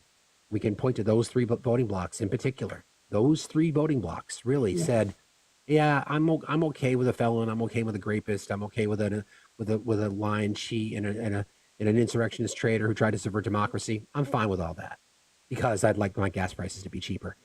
That's the reality that we have to face. And that's a massive lift for people if that's the perception that they have. If all those things, if one of those things wasn't enough, you stack them all up and they still made a choice to vote for somebody because of their gas prices, then that's a big fucking hill to climb. And it's not even real because we know, because we're educated enough to have done our research, that that's not even you're not even voting for something that's a real thing. I know. Like, I know. So your excuse to vote against me, your excuse to vote against Jess, your excuse to vote against Jess's kids and Steve's kids, like, is not even a reality. You're voting on a fucking fantasy, and that's what frustrates me the most. Yeah, that's that. Mimi, doesn't look like you're connecting, friend. Sorry about that. You might have timed out. Let's see if we can hit 750K, guys. I got about a half an hour left. I would appreciate that. Jess, what can we do to support you in your running, this upcoming running? Well, I will say that I was initially going to do a birthday campaign kickoff virtually, because obviously I was in a headspace that felt this was going to pan out very differently last night. A week from yesterday on the 12th, I've since decided, no, it's not the time. People are grieving and people are trying to kind of wrap their heads around things. And I know I'm personally drained and exhausted, and it wasn't even my election. You know, I knocked 120 doors just this past weekend alone. I went to 14 polling locations yesterday. So, right now I think it's just getting the fundraising going, sooner the better. But again, I know people are fiscally and emotionally drained, and I don't want to add to that burden right now. Yeah, but I think now might be the best time, though, because people are grieving and they need something to fight for. So maybe you're giving them the hope that they need. Well, I'm definitely going to do a virtual campaign kickoff. I just think a week out is too soon. So maybe something into December, like early part. I obviously the campaign is up and running. It never stopped, quite honestly. My Act Blue has remained active under the campaign. It's in my bio. So that's, unfortunately funding in the way our political system is one of the largest paths to a victory. at this point right now, I don't know if I'm running against the same opponent. So part of me is like, I hope I am, because I proved that I could close the margin on her, and we'll have larger voter turnout next go around because we'll have a governor's race on the ticket. So it is an off year election, but not an off year as we call it in Virginia. So that'll motivate larger turnout, I hope. Obviously, Trump's winning, as sad as I hate to say this, actually benefits me and the state of Virginia, as well as the state of New Jersey and other states that have off year elections. We will see a propensity of large Democratic wins in these states next year. So that's something I can at least lean into. We're also trying to, here in Virginia, put on a constitutional amendment on our ballot. Sadly, it's very complicated here. So it has to pass through this upcoming General Assembly. It starts in January and ends in March, or actually like late February. So they will likely pass it because we do have a Democratic majority, and our governor, Glenn Youngkin, has no say in it. He has no control over constitutional amendments. So once it passes this General Assembly body, we have to go through a election cycle, namely my election, and maintain a majority, which is a great part of what I'll be running on. If we want to get this constitutional amendment to the finish line, we have to have a Democratic stronghold in the House. We have to win and maintain these seats, if not expanding the base. And then we will get to pass it again next year in my first session of General Assembly in 2026. And it will be on the ballot, ironically, on my birthday and on midterms, November 3rd, 2026, for Virginians to vote into law. So it is officially a part of our Constitution. So happy belated birthday, by the way. Thank you. It's my husband's birthday, which is like killing me because, first of all, my husband is my rock. He has like if it wasn't for him, I wouldn't be able to run. I wouldn't be able to run in the future. And I feel so bad because I'm just broken today. I'm like, oh, what a great day to be your birthday. And I know he's equally distraught. I mean, he is just in bewilderment that our country is just so stupid that they elected this man again. But you know, he's a man, no offense, and like is able to compartmentalize a lot better than me sometimes. So here we are. Yeah, but I'm struggling with that today myself. Right. And I mean, Compartmentalizing. yeah, I mean, I will say too, he's not as vocal. Like when he's struggling with things, he's one of those like bury it down. And obviously I am, you know, we are both Scorpios, but we respond very differently as such. So yeah, so those are the big things, like just, you know, getting the funds in place, because I'm going to need to obviously do mailers, which are costly. I'm obviously going to look to do at least one video ad this go around. I think it'll be beneficial. I don't necessarily know if it'll get to TV, but I at least want to circulate it on like Google and other mainstream, you know, media platforms. So that's going to come with a price. Just hiring staff in general. I am hoping that I have more support. I think I will have more volunteer support, both from the state party as well as my local party, just because they now know the numbers are there for this to be flipped. So yeah, funding is unfortunately the main catalyst. And then people that live in Virginia come probably, I'd say April, May, start working with me in ground game, like knocking doors, making phone calls. Postcards will be available, I'm hoping nationally next year, for me to send out, but I mean, at least at the local level too. We had a really great postcard game last year. So yeah, I think that's kind of where I'm at. Kristen, thank you for your patience and requesting. What's on your mind? Sorry. It's okay. I'm broken. I am broken.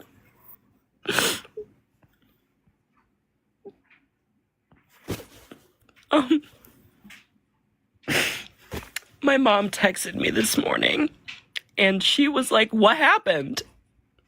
With the laughing emojis. What happened?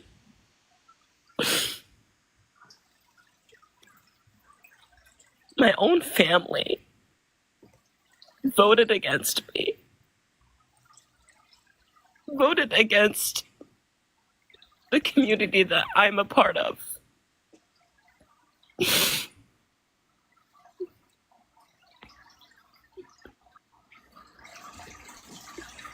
We got too complacent.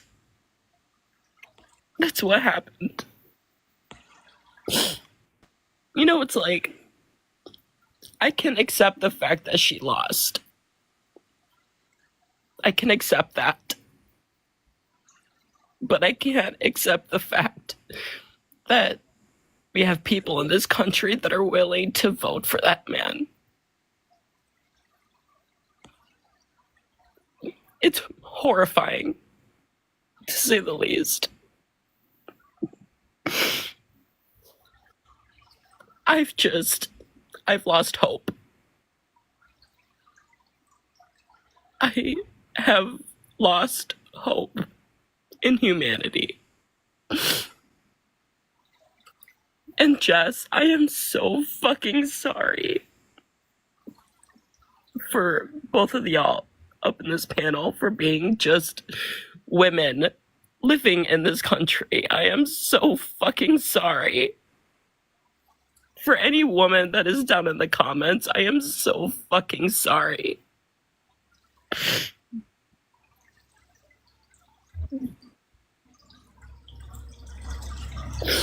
I'm done. Entirely done. Kristen, I want to say this. I get you. I get all the feels. I would encourage you to not give up. Everybody's going to process this how they do, and yours truly included. And my brain is spinning about what's next, because there's a lot that's next. And I know that groups that have been marginalized in our country have been saying that forever. I'm tired of fighting. I'm tired of fighting. I'm tired of fighting. Well, it's always about fighting. Sadly, though, people that we thought perhaps that we could count on disappoint us again. So I get it. I get what you're saying. And I too echo white your sentiments. women. And I too echo your sentiments. I'm deeply sorry to Jess, and I'm deeply sorry to Lefty Jess, and I'm deeply sorry to anyone with a uterus and anybody who represents a marginalized community, because I've been saying this a million times. It's people who look like me that have created the entire fucking system that works to benefit people who look like me. And my mission is to make sure that more people are shamed into understanding that. That's what it takes. Yeah, someone down in the comments, JRH Country just said, if you're done, there's a knife in the kitchen drawer. Yeah, don't look at the comments. Yeah. We got this. Fucking Don't even pay disgusting. attention. You guys turn the comments off, guys. It's just not worth it. Yeah, just turn it off. I thought it would be fine for the next 15 minutes, but obviously it's not. So, Kristen, what I will say is there's no good. I don't know how to put this. So there's no like upside to what happened. However, what we did do over this past year that I find extremely amazing is that we developed this community of all of these marginalized communities, and everybody now has a voice because of this platform. So now that we have been able to band together, I think now is the most important time for you not to give up, because the fight goes on and we need you. Because now that we all have this community and we all have this power and we all have this voice, now we did it on this minute level, we need to up our game. And we can't do that without people like you. So please don't give up. Well, it's like, I've done nothing but cried. Nothing but cried. I look like you should throw me in a trash can. Like, I get it. My face hurts. I want to go put it in the freezer. And today is the day to do that, Kristen. Today's the day to do that. But when you wake up tomorrow, like, let's get into action. Let's do what we need to do. Yeah, I agree. I mean, take today, take tomorrow, take as long as you need. But you can't give up, because there's other people in your community that need you to stand and fight. Well, there's, it's like facts, like you're a part of our community. It's like there are people in our community that voted against us. I know. Same. And they should be fucking ashamed. So ashamed.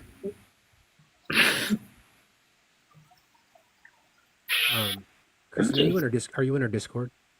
I am not. Do you have the link in your bio? We It's in probably there. already sent it Yeah, who knows? You've to you. probably I been can inundated guarantee. by some of our mods in your DMs. That if it's not there, yes, it's in my bio. I would encourage you to join.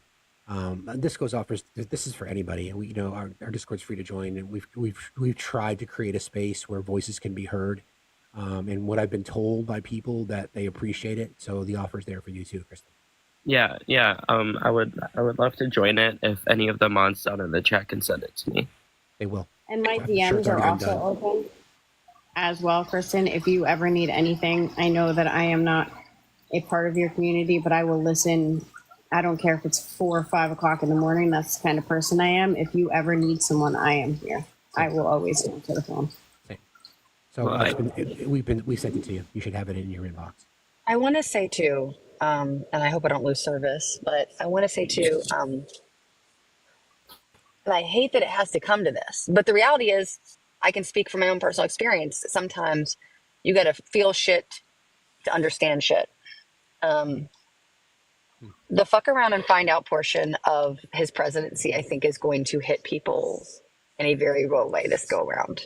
And while I recognize that Facts already addressed that there's going to be some ramifications in the sense that he'll destroy the economy, we'll feel a lot of that hard hitting in maybe the last year of his presidency. He won't have a pandemic, hopefully, to lean into and blame. We'll feel a lot of that in the third and even fourth of his presidency, and then it'll travel into whoever the next president is, likely a Democrat. And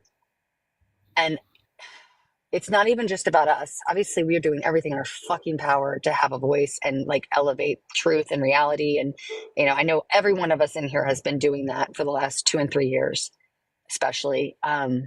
It's about getting, I don't care if it means joining your local party, infiltrating your state party, blowing up the national party, and telling them, if you don't start addressing your messaging to show the reality, this is not because of Democrats. That, like, if you do not become a sounding board for truth, the media is not helping us, people.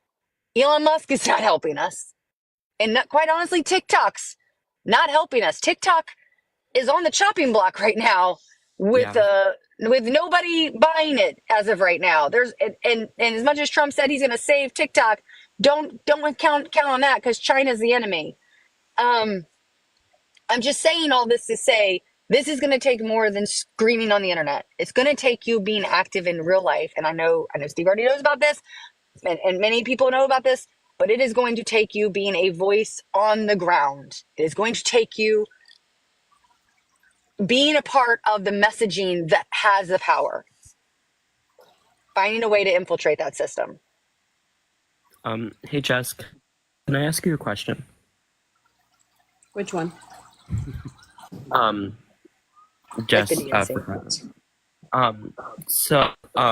so since you're going to be running again, do you have like a specific website that would be able to donate to? Yes, I have. If you go to my profile, my link tree, I have both my ActBlue in there as well as my web page that has my ActBlue on there, but my ActBlue should be linked separately. And so I get donations basically all through ActBlue.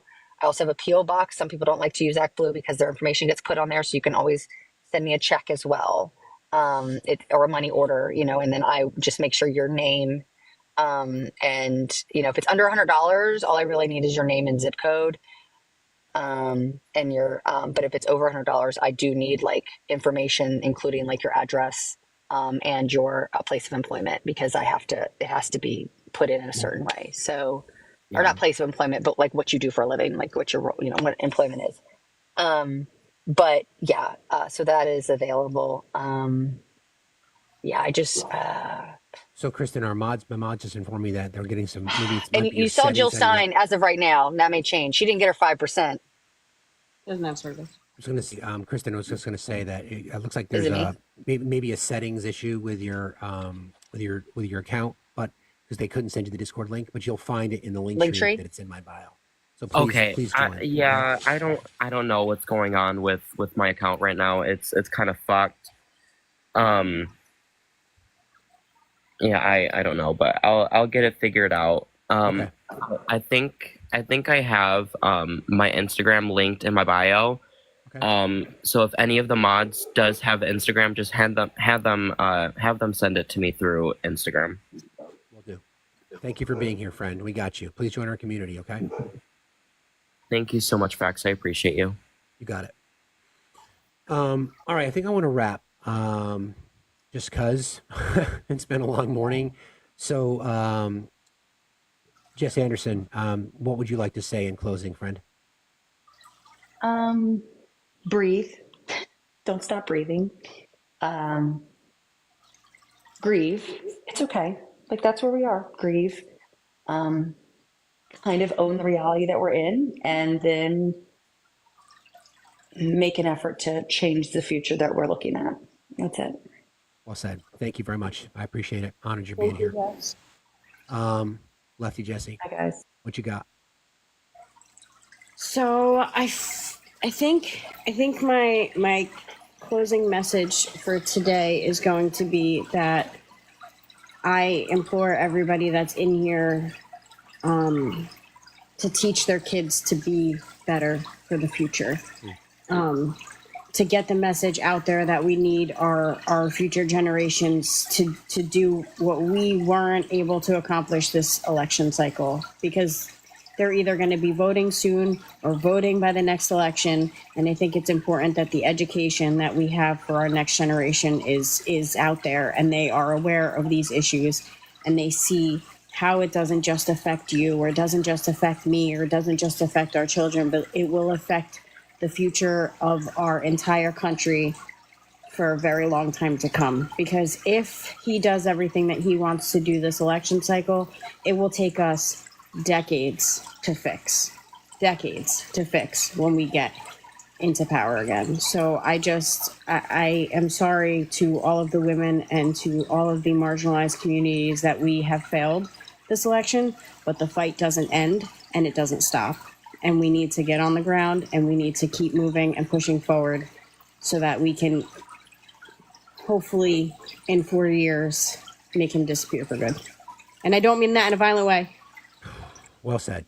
I thank you for that. I agree. I think that from my perspective, listen, we'd always had a plan post-election to be a platform where voices of marginalized groups will always be heard. You know, we consider ourselves a social issue and social activism space, obviously politics being the number one issue currently as we move towards the election, but we're not going anywhere. I've been asked to participate and join a couple of movements specifically around getting people elected that are more progressive. I will be doing that, and I will be doing it with 10 toes down. We don't know what the future looks like other than what's right now. So everybody breathe. Make sure that you're connecting with the people in your life that matter to you. I know some families have been divided over this, and it may just get worse. The right is going to gloat. Let them. The right is going to cheer from the rooftops. Let them. The right is going to get up in your face and tell you that they were right. Let them. We don't have much to say in that regard, because the majority of people who vote in our country decided yesterday that a person's rights to their body are not as important as gas prices. Think about that for a second, right? That was the decision that a large voting bloc in our country said, yeah, sign me up for that. Sign me up for fascism. Sign me up for autocracy. Sign me up for adjudicated sexual predator being allowed into the Oval Office again. That's what they decided. It's not what you decided. It's not what I decided. It's not what Jesse decided. It's what a large voting bloc decided. You could look back at this time and say, was I on the correct side of history? And the answer is yes, you were. The problem is too many weren't. We ain't going anywhere. Everybody take the day, do what you got to do. For those of you that are in marginalized groups, again, my privilege was showing earlier, and to our friend Moth, I wanted to call this out. When someone had said, what do we do? And I said, be loud. And some people feel like they're under threat if they're loud. And that's, again, my privilege showing. Because I'm safe, no matter what. I can blend in anywhere, but many people can't. You need to do what you need to do for yourself. You need to do what you need to do for your own survival, literally and figuratively. We will fight again. We are the resistance. We are the resistance. We are the ones that will call this out and said, you fucked around, now you're finding out. And we will be there to call it out at every stretch. Thank you, mods. Thank you for those of you that are watching on YouTube. Please, while you're over there, please consider subscribing, leaving a comment, making a comment and hitting the heart and liking it. We're going to rate our friend Will. I'm sure Will's feeling it today because I texted him early this morning because the polls were wrong. Let's be real. And Will own that. And he'll try to do an analysis and he'll try to determine as to why. But, that's the circumstance that we live in. Thank you, everybody, for being here. Again, on behalf of YT males who look like me, I'm sorry.